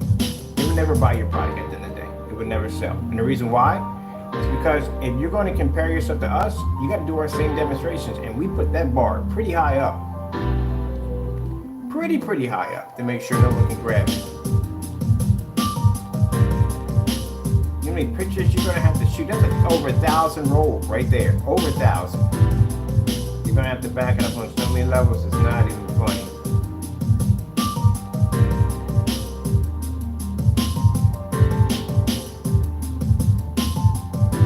What do we have in the front for a demo page? Got something written there? No, that's it right there. Here we go. Demonstration page showing the capabilities and professionalism of our advanced ambient light projection, 48 and 57 Black Series Edition projection screen paints. Note we had the most demonstrations on and off YouTube unmatched, and we do. I already got a grid over about 150 maybe or so and counting of outside demonstrations alone by itself. We challenge anyone to match and better all demonstrations with over 7,000 demonstrations on YouTube alone. Yeah, we go back.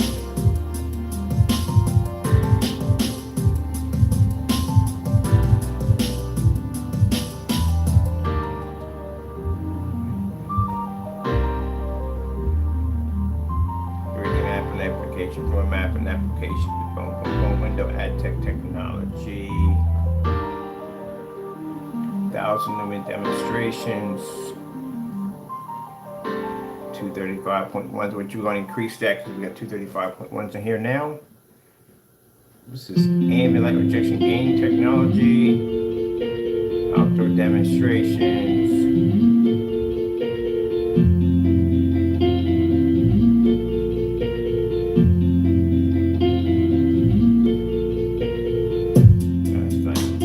Some of the demonstrations. This is the other site, this is Crystal Edge.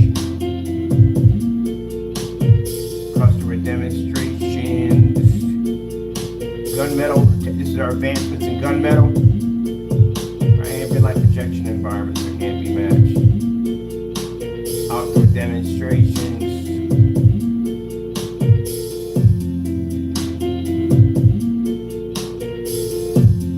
This is the grid. This is the one right here. This is the other one.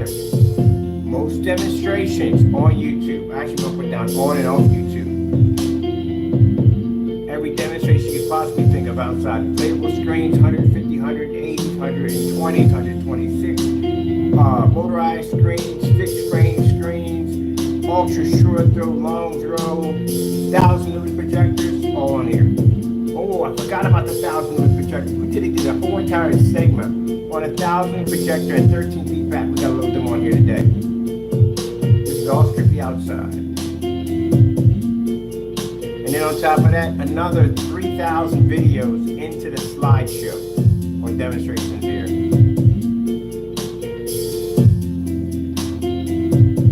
I'm almost at the bar, I'm putting it up. Tabletop demonstrations.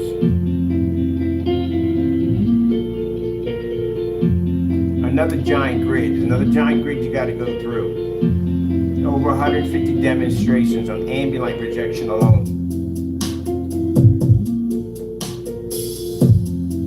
Demonstrations on gray screen paint products, untested versus our technology. Look at the level demonstration. This was done on a 720p and a 1080p projector, and the gray screen couldn't even pull. Turned into a white sheet of paper. Demonstrations on the white certified screens versus our technology. Paint on demonstrations, fast and easy. Motorized projection screen, ultra short displays.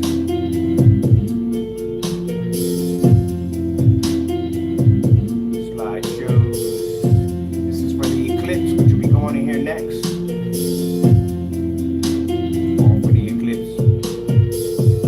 When we tell you that you don't need a 4K projector, that a 720p would do the same thing on our technology, bam, there's the evidence right there. Did the test already. Been there and done it. Ultra short though demonstrations. When I tell you at the end of the day, when you watch ultra short demonstrations that the environments are too dark, bam, there's the demonstrations right there. $60 projector NEC Optima GT56, Optima GT 5600, that's a 5600, yep. And all these screens were done on screen sizes that were maxed over the projector's capability, which means that when the projector only does 100, we want at 126 to show that our technology can allow you to go beyond that. Black versus black test. We don't see this on gray versus gray. We're still looking for your tests on gray versus gray. Where are they at? They're nowhere to be found. Painted into a screen, painted into a screen, painted into a screen. When we take a screen, our technology, we produce a white level and we paint into it with black paint. We don't see our demonstrations on that. We don't know where they at. Where your demonstrations at? Here's our right here, posted right to the site.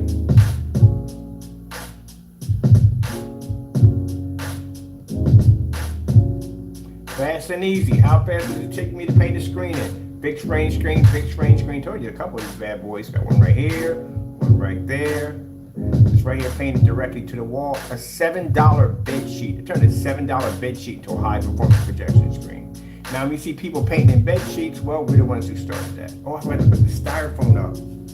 Look at that styrofoam screen too. Motorized projection screens on how to paint them in. Right there. 235.1. That's one right there. And this is painting fabric demonstration. Show how to paint fabric. Invisible technology. Here's our invisible technology. I got another one to put in there too. Ooh, the ad tech. I'm putting the ad tech in that one.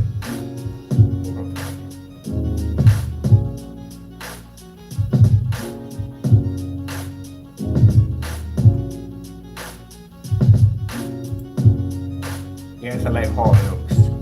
I'm watching you. I want to go to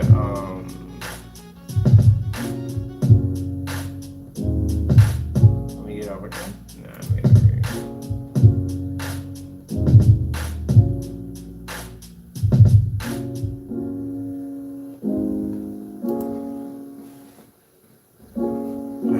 Do it live. Yeah, we did that tech live.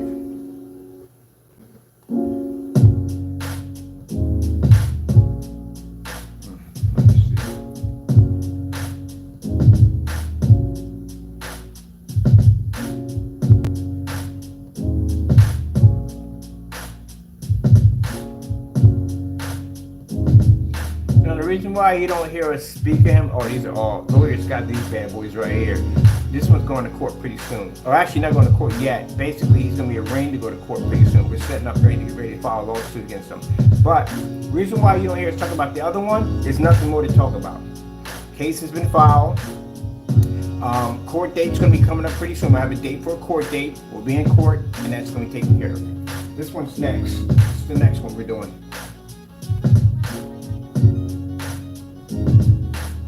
So just to let you know, Mr. Matthew, we have not forgot about you, okay? I want to let you know, we're still thinking about you. We're getting ready to start getting the court date set up, pay for all that, whatever's got to be done, get you filed, get you ready, and sooner or later you're going to receive a notice. So you'll be going to court shortly. Well, getting ready to go to court shortly, let you know that you're being sued. And then the rest of them will be next. That's what I'll be doing this summer between this and work, going back in court and getting this mess cleaned up. Let me see, where are we gonna add to? Let's see.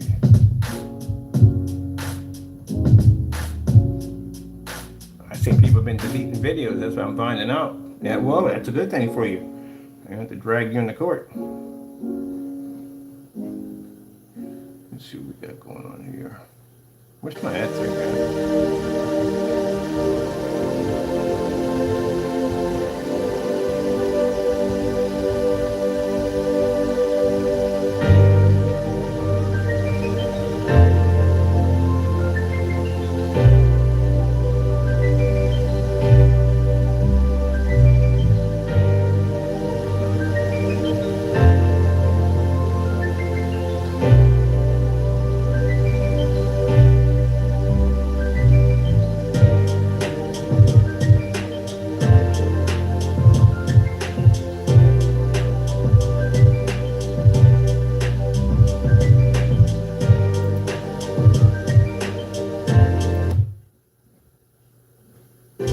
There we go, so better.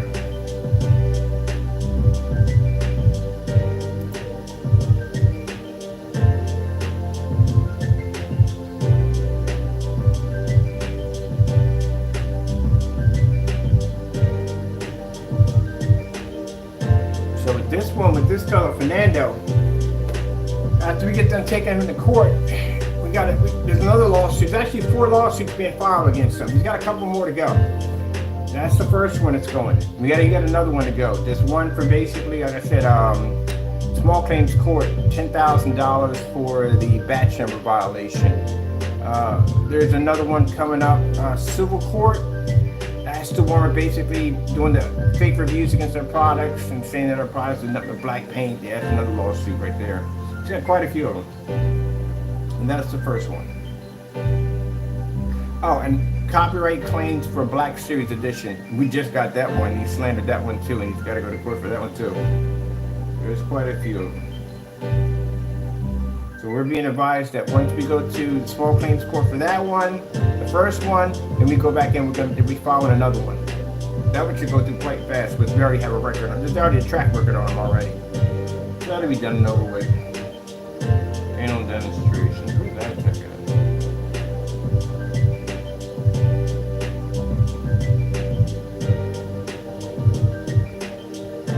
No need going through all the odds and ends. He's quite aware of what's going to happen, so leave it at that.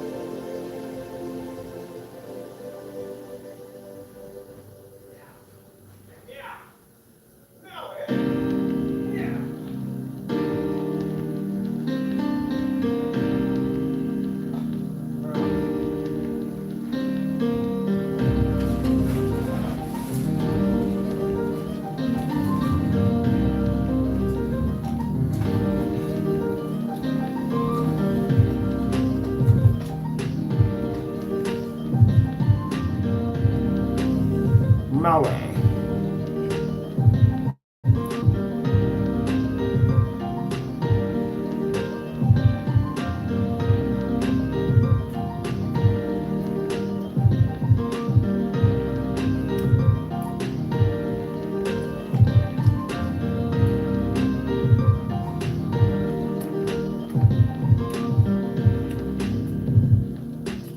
Have you noticed that all the demonstrations that we're scrolling through, tons of them sit in fully lit environments? That's how it's supposed to be.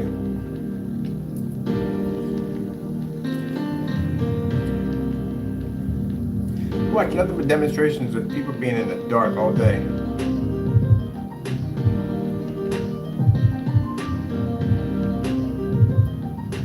Let me see. Where's the ad tag at?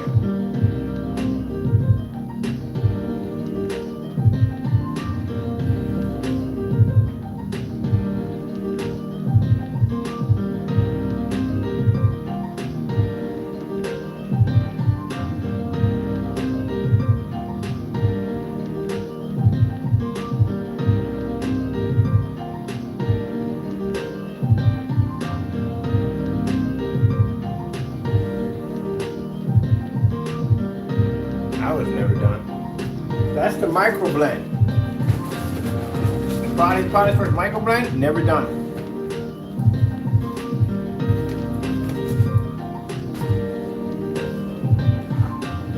Oh, 4 months ago. When we requested that his product be tested against microblend, he refused to do it.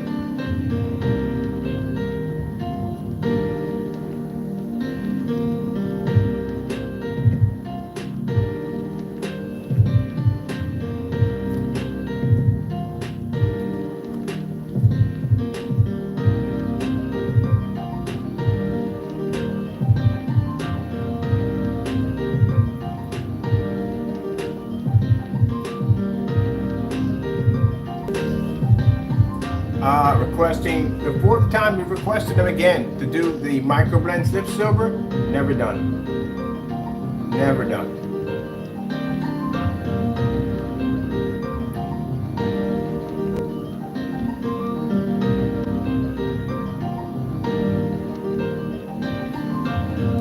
Well, you gotta do these tests.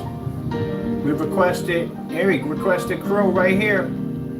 This is 5 months ago, requesting him to do the gray versus gray test, which he never did. On that slip silver. Never did the test. Yeah, it's 5 years ago. Oh, another test rate requested again. 100, this was basically 5 months ago again. He was requested again to do that demonstration. That wasn't done again either. And he refused that at all costs. He did not want to do that demonstration. Of course, that thing's like 20 bucks. But you got to do those tests. What we got here? Customer returns paint. Oh, this right here. Yeah, customer returns paint. This is we did test demonstration right there on the product. Where is that freaking knockoff projector? Oh yeah, requested 5 months ago again. Requested again. Requested again. This is each time we requested Crow to do that product against Slip Silver, and he refused it. Well. Again, and there were other people asking him to do it, and he refused to do it. He'll never do that. He'll never, ever, ever do a demonstration against gray screen paint product. Not at the Network Gray. That was the worst thing he ever went through his entire life. He's not gonna go through that embarrassment again. Nope.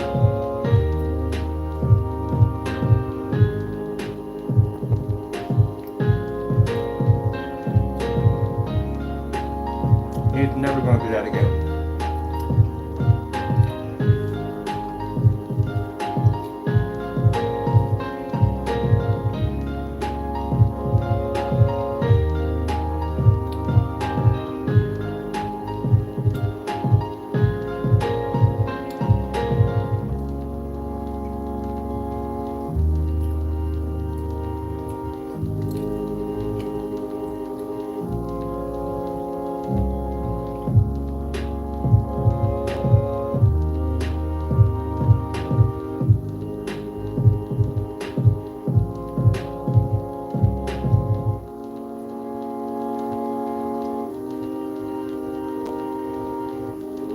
The majority of our demonstrations are done fully lit environments. What is this right here? Oh yeah, replacing. Oh, I had to replace that lamp too with the lamp. We got 6500 lumen projector over here.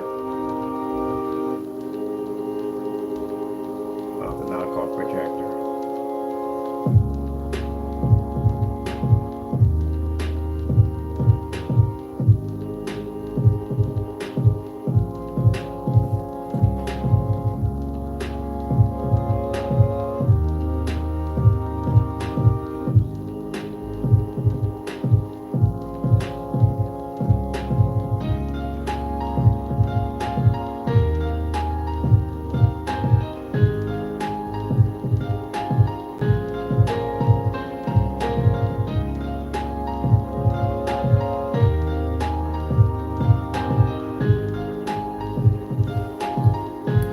So, just to let you know, end of the year, that's when the civil lawsuit hits.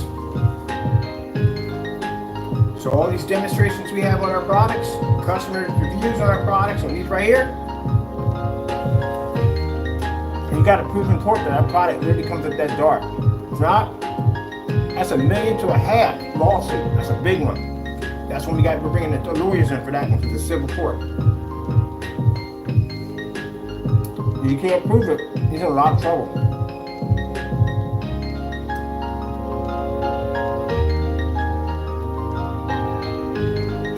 Right now, he needs to worry about court dates coming up soon. Because once we get that date, they're going to go out and serve him. I mean, somebody's going to be knocking at his door sooner or later, or waiting outside his job, or following him around, but there's somebody coming for him. They got to serve him. They got to go to court.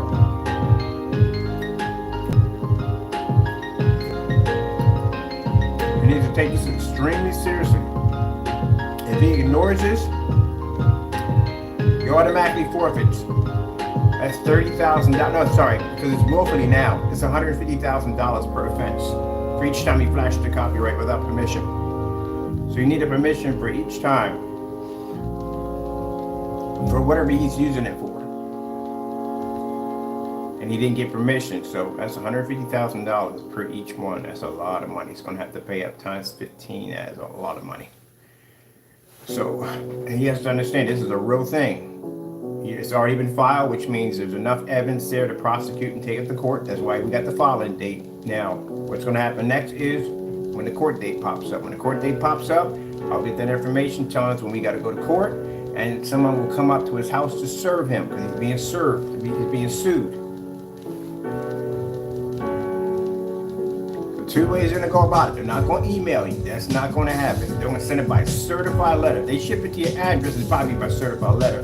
The chances are they're going to send somebody to your house. And this person is going to be relentless, which means they're going to be there early in the morning, they're going to be in the afternoon. They'll even come down to your job, restaurant, whatever. If they see you, they're going to catch you and they're going to serve you. You're going to have to take those papers. If you refuse, don't make a difference. You still got to go to court. Refusing those documents don't mean that you don't have to go to court. You will be prosecuted, but you will take the papers. If not, they'll pin it right to the side of your house. That's what they'll do, right on your door. Take their pictures, let it know that the documents are there, right out at your door, or your mailbox or whatever, and they'll leave it from there.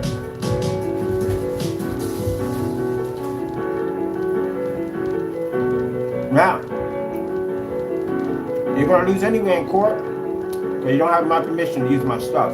But if you choose to not show up, you waiver all your rights. It means I can ask for some crazy stuff and you can't do anything about it. So I would take it very seriously. Go to the court, show up in court, and just take whatever hits you.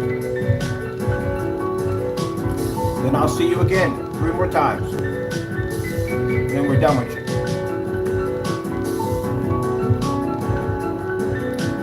Next month, we'll be working on Mr. Matthews next. Filing a lawsuit against you for $250,000 for slander of my company. False information, misusing of her products. There's going to be several lawsuits you're going to be hit with. We have your address. Don't worry, it's coming. After that, Solid Wake 5. And Danny. Can't call the other one, that's not your name. We gotta hire investigators for you guys. We don't know your whereabouts, but we have to hire somebody to find your whereabouts. That shouldn't be hard to do. It should be easy to track down. And you'll be noted that you'll be going to court pretty soon. And then when we're done with them, anybody else that we can dig up. By the end of this year, that should be done. Everything wrapped up. And we can move on to 2024 to the new technology. And I'm pretty sure after people see what these individuals are going to go through, I doubt they're going to cross the line with us ever again. I can even put a gag order on you, which means after we sue you and take from you, you can't say anything at all. We can shut you down. You can't say nothing, which means we can sue you again.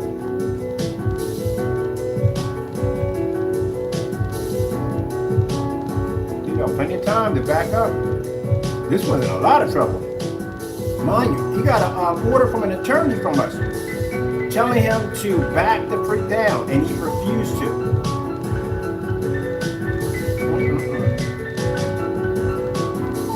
The first thing the judge is going to ask you is, why didn't you listen to the court order he gave? He gave an order from an attorney telling you to back down. Why didn't you back down?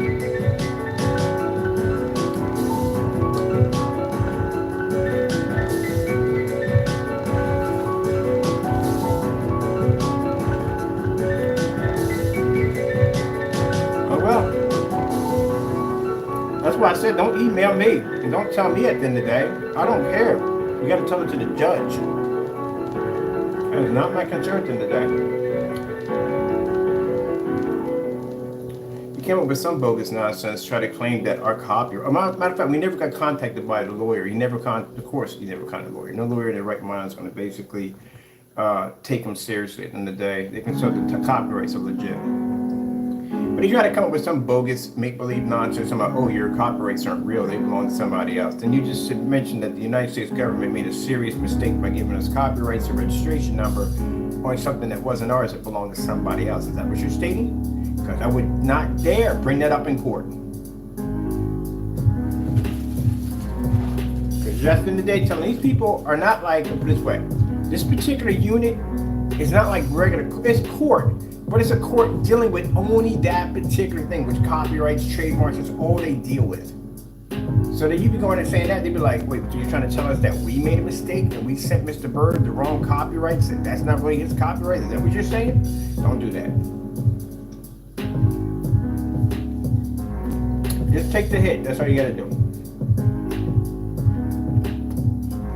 What I like about this particular courtroom, there's no lawyers involved. Which means there's no way that he can defend himself in any way whatsoever. It's just me and him, that's it.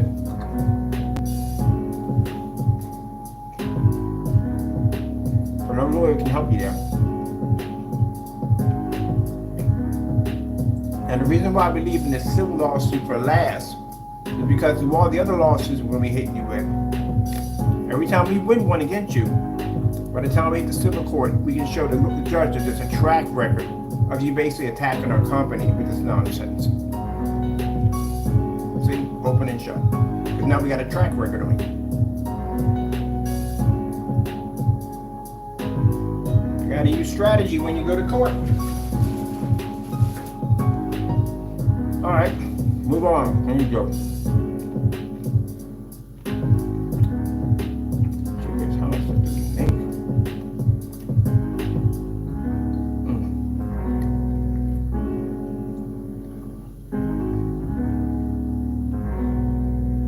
This one right here. This is open and shut.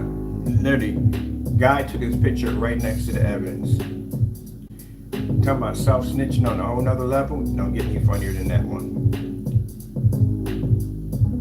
I've never seen my attorney laugh so hard in his entire life. Like, he literally asked, was you slow at the end of the day? Like, literally took his pictures right literally next to the evidence. Fake unboxing. On top of that, they want to try to get you with mail fraud too, because basically, you know, how you did the whole fake unboxing, printed out the labels, got our names and everything on it. Yeah, they're going to hit you with that. See if it sticks or not. But this guy's being sued for $250,000, maybe close to $1 million, whatever the lawyers are going to try to get out of him. But it's going to be pretty heavy. So this guy goes in, there's a fake unboxing of our products. Those who never heard this before, probably everybody's heard this nonsense already. But there's a fake unboxing of our product. And then proceeds to show these receipts with his face in the thumbnail next to these fake receipts. So when we break down the slow motion on it, we notice that the email address is being used. It's not an email address that we use at all, period, for basically any process and any orders. But what makes it even more interesting is that the email address doesn't even exist, because he has these wide spaces in between, and Hotmail does not accept it as an email. So, big question they're going to ask him in court is, how in the world did you get this product if the email doesn't exist? And in the emails we don't even use. Even Jamie and Danny know at the end of the day that we don't use that email. So what the freak is going on there? So, open and shut case. You can't prove at the end of the day that you got that from us because the email doesn't exist. It doesn't even register. So what is that you have in the container that you're slandering my company with? And that's why he's going to be sued for a lot of money. It's an open and shut case. Don't even bother paying for an attorney, but you will pay for my attorney's cost. Remember, you lose, you got to pay for court costs. That's not going to be cheap. So let's open and shut. This is the other one right here. I'll see you in court real soon. Well, I'm telling you, It's the same thing. I've sued people before for copyrights and stuff like that. It's the same thing. You get into the courtroom, they're very quiet. They don't make very little eye contact. They're extremely nervous. They don't know how bad the outcome is going to be. And they know something's going to happen, but they don't know how bad it's going to be. And you can see it in their eyes that they want to apologize so badly.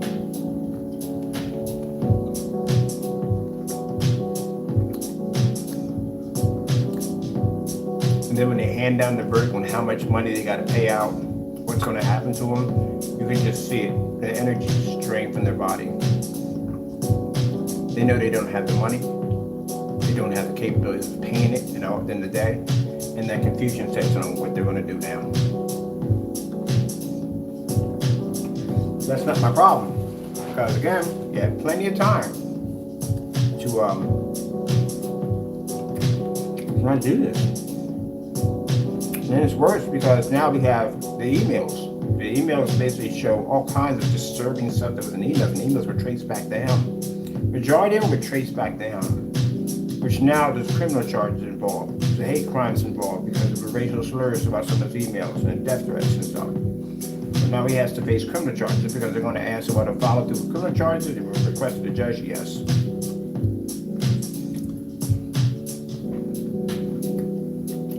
And this is something I advise you do not avoid. Because you're going to get a bench warrant on you. And you'll have police come into your house to pick you up, put some silver bracelets on you, take you down. You don't want to go through that crap. I'll just you show up.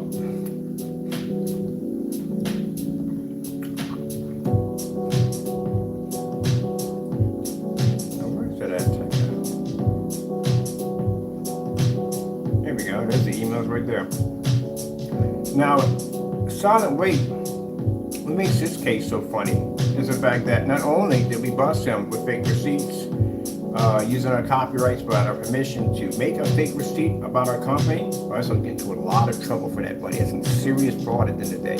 You counterfeited a fake receipt of my company, tried to, and then proceeded to go on YouTube and slander my company. That is really going to be really bad for you. But we also got you trying to hide evidence, which shows in the video also too, of you basically deleting the videos from your account.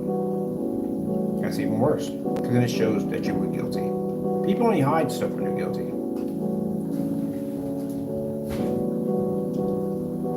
So there's no way out of that one. Let me see. Oh, this is the freaking 8-man projector. Oh, that thing was awful. That was the worst projector I've ever seen in my life. Who has these things, really? I'm gonna find people who have reviews on the 8-man and look you guys up, because that projector was trash. I didn't even keep it. I threw that thing in the trash.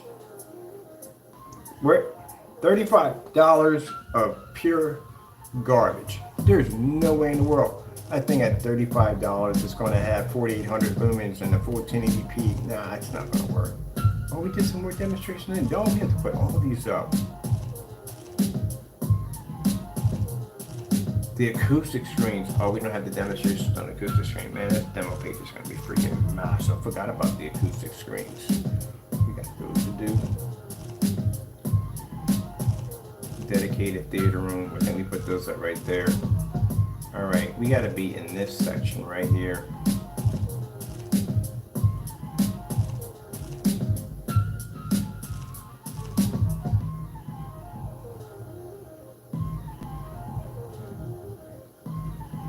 Yeah, they do. Both of them, they lie a lot. They lie a lot on camera. This is the one. Let me see, where was that? Where's the fellow? Professional painter. He's a professional painter. This guy painted a room in an hour. Now, he was bragging on that.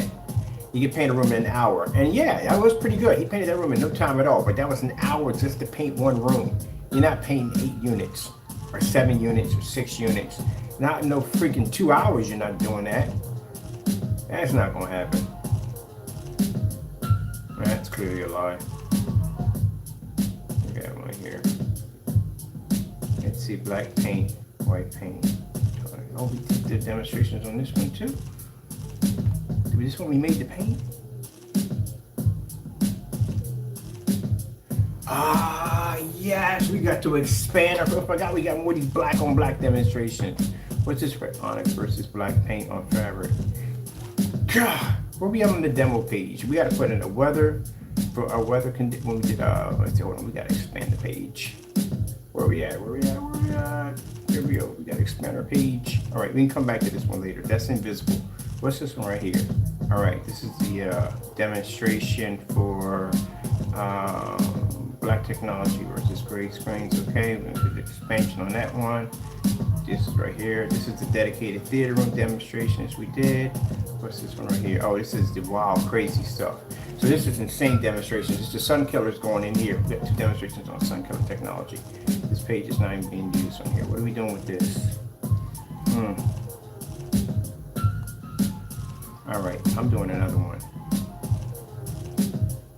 We had the black on black. We had the black on black here. Yeah, this is black on black. There's another one right there. That's 4 right there, 4 right there. Is this one where I wrote into the screen? 1,000 lumen tests. I forgot about the Titans. Titans have a ton of tests that made those things. Whew, okay, we're gonna have to do a whole section on that one right there. I forgot about Titans. We got a screen paint called Titan. We really forgot about it. And we make so much stuff, it's not even funny. Titans black on black test right there. Jaw ass. This is gonna be crazy.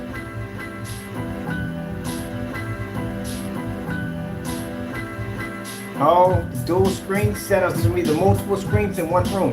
See how the setup is like this? Oh man, I gotta put this up so you can see this right here. See how the setup is like that? That's the projector we had to do for portrait mode, do the portrait mode setups.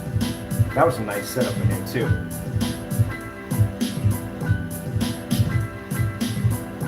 $150-inch screen outside. Put these demonstrations in too.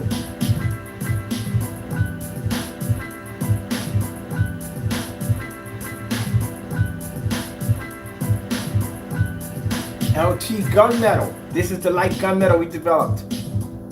Wow! I'm telling you, man, we be killing it. Some screens. We be And killing it. today we're talking about our new screen paint. Look at all that light in the environment, man. We be in there killing it.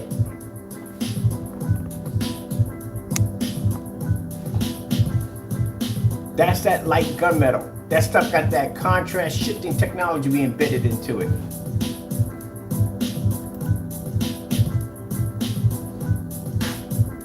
Man, we put y'all, I'm this way. You people call yourself making whole theater screen. We put y'all to shame on so many levels, it's not even funny. Look at that light we got pushing in that room. Let me bring this back in.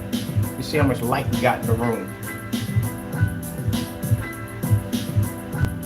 Oh, man, I'm gonna be such a spin all day on this. The LT gunmetal. That screen paint was gorgeous. Should bring that back out. Drop a 57 on that. And all 48 to make a difference. Oh, it's beautiful. Okay, we got that right there. I bet you we're gonna go back right to the very beginning. I hope not. I hate this when this happens. Duh! I want to figure out where these videos are at, man. We got the LT gunmetals. We gotta put those in there. We got the weatherproof demonstration. I'm gonna put them. I got one of my screens out in the snow, 180-inch outside screen in the snow. We should take this up pretty quick. Let me see. Oh shoot.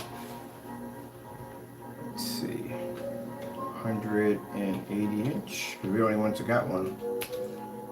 Outside. Black. Oops.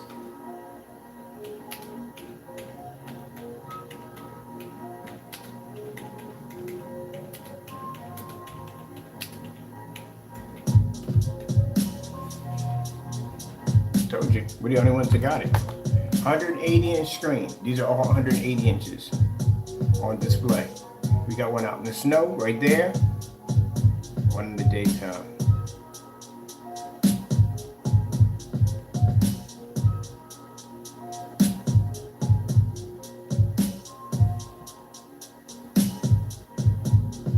This is all us. Let me see. 100. Yeah, these are 12s.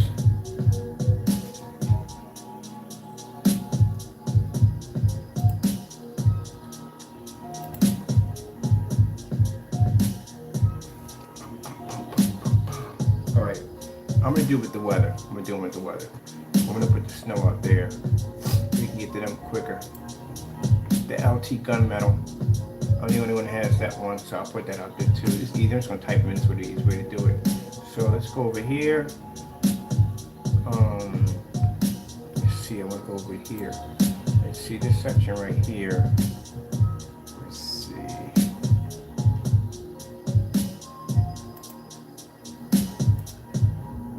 No, we need to take this out.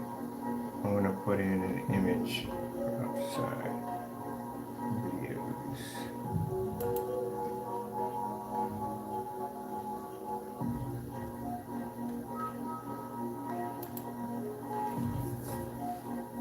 Oh, come on. This nonsense?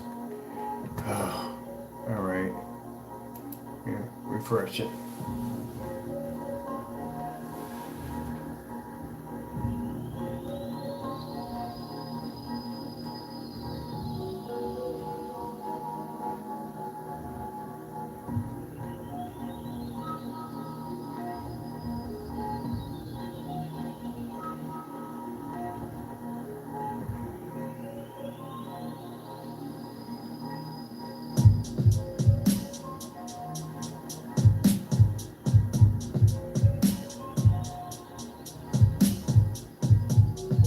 So I decided to buy a fish tank here because we got this black invisible technology that we're going to be showing off demonstrations, but the demonstrations are going to be a little bit different.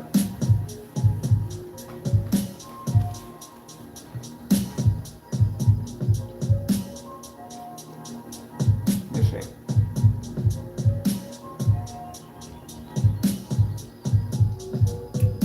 Demo page.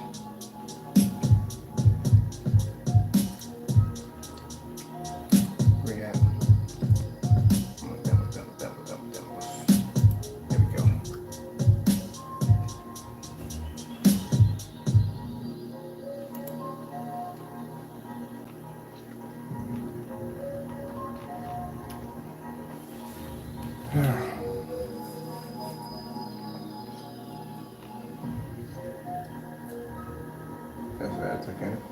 Yeah, we'll get that later. Matter of fact, I can take that off of there and bring it down there.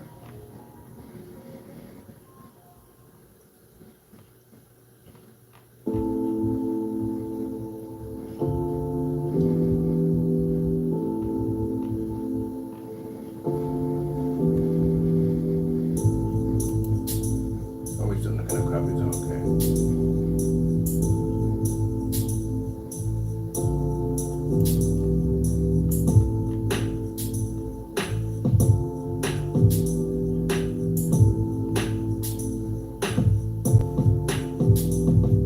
Note that all pictures that we use on our site belong to us. These are not stolen images from Google. These are our pictures. You gotta be careful out there. You got people out there stealing images off Google, claiming it to be their products, and that is extremely messed up.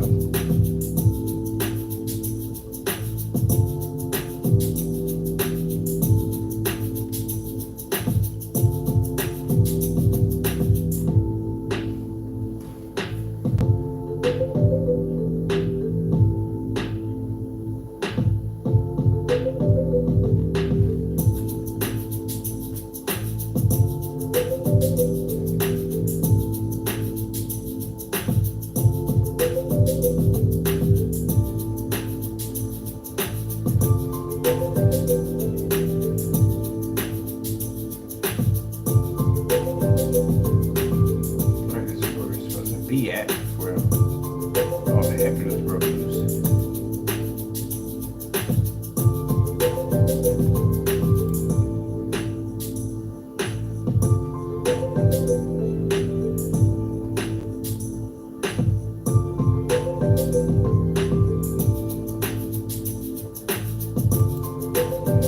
Oh man, I hope we didn't run out of room. For some reason, we're getting an error right here. It should be here. I don't know what's going on with this.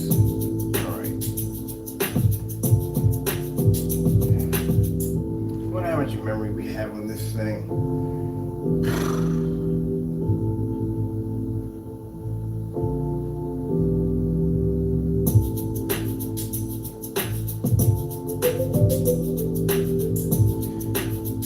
have any more room on there, we're gonna have to build a second demo page because it doesn't look like it's allowing us to build any more on that. So we're gonna have to build me a second demo page. We don't have enough room. We depleted a page.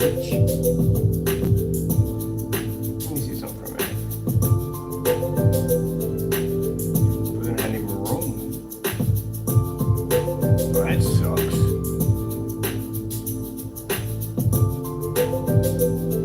We just got finished updating on one site. There's gotta be no more room because basically they're not allowing me to add anything else to that. Let me see something for a minute.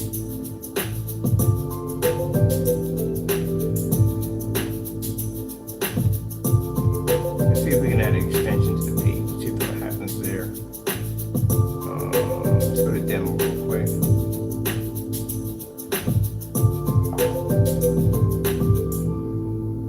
Let's go to demonstration. Let me see something for a minute.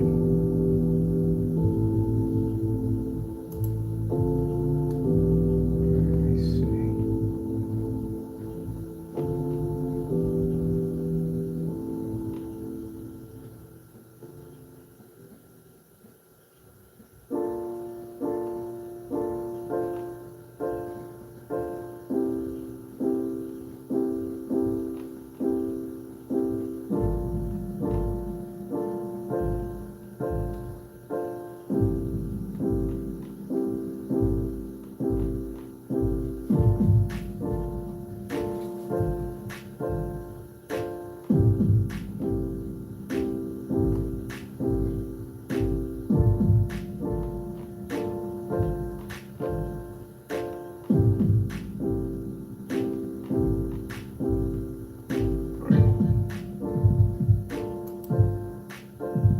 Yeah, we can add a section to it. So what's the deal with that?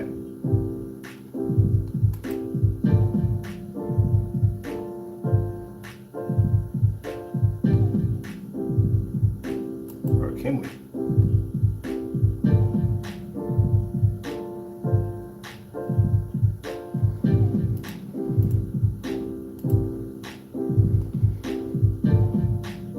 Okay.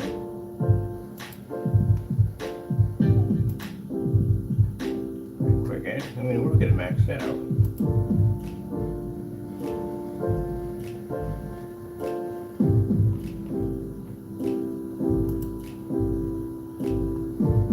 All right.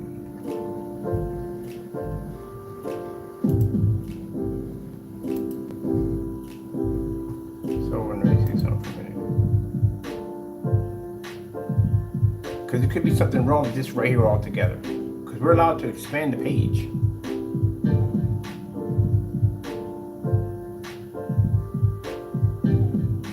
It could be an error with this right here alone. And we can do color, change it to black. That we can do. But we can't put an image in there. That means there's something wrong with these two right here. Something's going wrong. Because we're not allowed to see. Yep. So it's not the page expansion we can't do. It's basically, for some reason, they're having a problem with those particular errors right there. All right, that's not a problem. We can always change the background later on. That's not a problem. Yeah, we can change the background later on. At least I know I can expand on the page, so that's good. But they're having an error with those two options right there, because I can go in and change the color of it, just can't put any images to it. All right, that's no biggie. There's actually another way to get around that too. I can just pop an image in, expand it to the entire page, change it right from there. So that's not hard to do. I can override it around that until they fix that mess. All right, we're just gonna go on in here. I got what I needed out of here. At least we got the other page updated.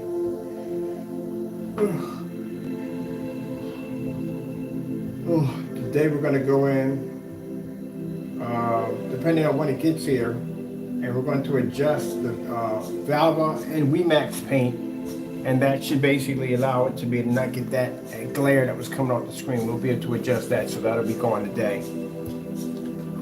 That's it. That thing is fixed. Usually we put those heighteners in there. That's usually what happens. On the screen, we don't have problems when we put heighteners in. It's black screens. They don't have that issue. Well, actually, Phantoms had one of them issues in it. But the new stuff we have now doesn't. It's not affected by it. All right.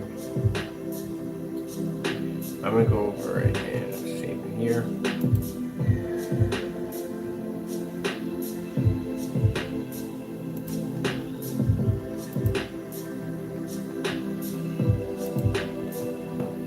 marketplace real quick, make sure we got our updates in there.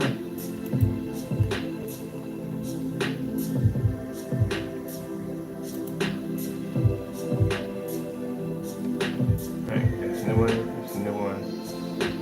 There, let's see. We are going to, that's the gunmetal technology there. Let's go right down.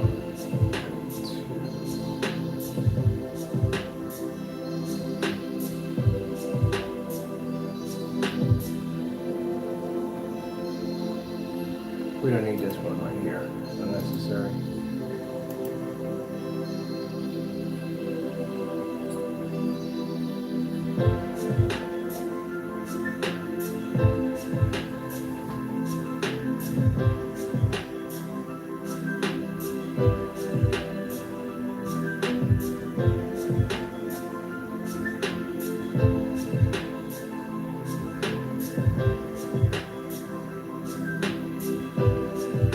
Oh no, we're gonna make this a customers only.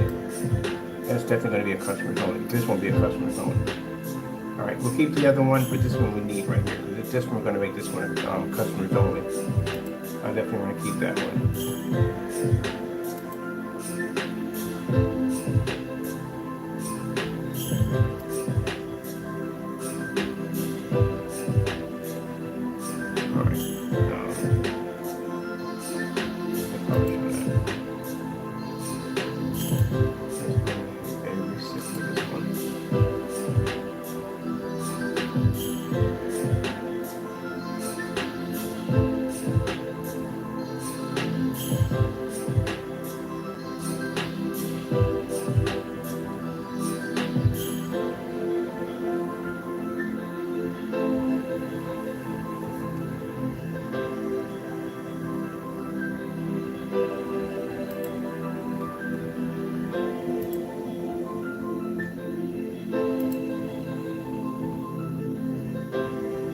There we go.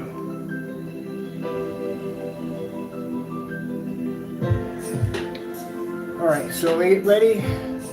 This one, that one, and that one is going to be removed permanently off the site. So let's go right here to publish this and save it.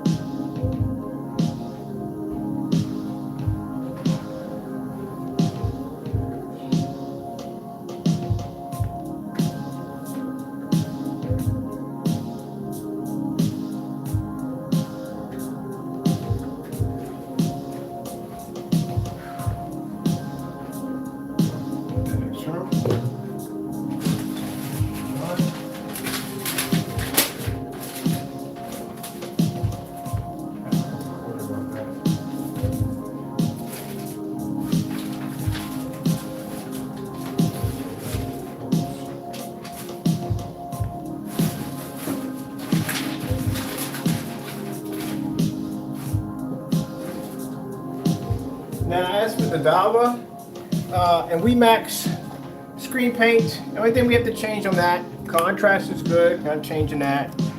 Colors are very good, definitely not changing that. The heightener is pushing off too much white light, and that's what's giving us a glare. So we adjust that today and we're finished. Gotta show demonstrations back again on that for the long throw projector and the ultra short throw. So that's what I'll be doing today. tracking numbers already went out, so the 15, we still got a few more you guys to take care of, so I'm going to be printing out labels right now. We just got some more containers, and I got some more containers coming in today, and some other more products, so we can get you guys all finished up, taken care of and out the door. So I got to get to work on that. Hope you enjoyed the updates here on the site. Pretty soon we will not be having the Cinemax Complete or the outdoor screen paint. They will be removed, and the Gunmetal will be taken over. That will be a customers only product. All right, with that being said, I hope you enjoyed. Got to go. Thank you all, and God bless.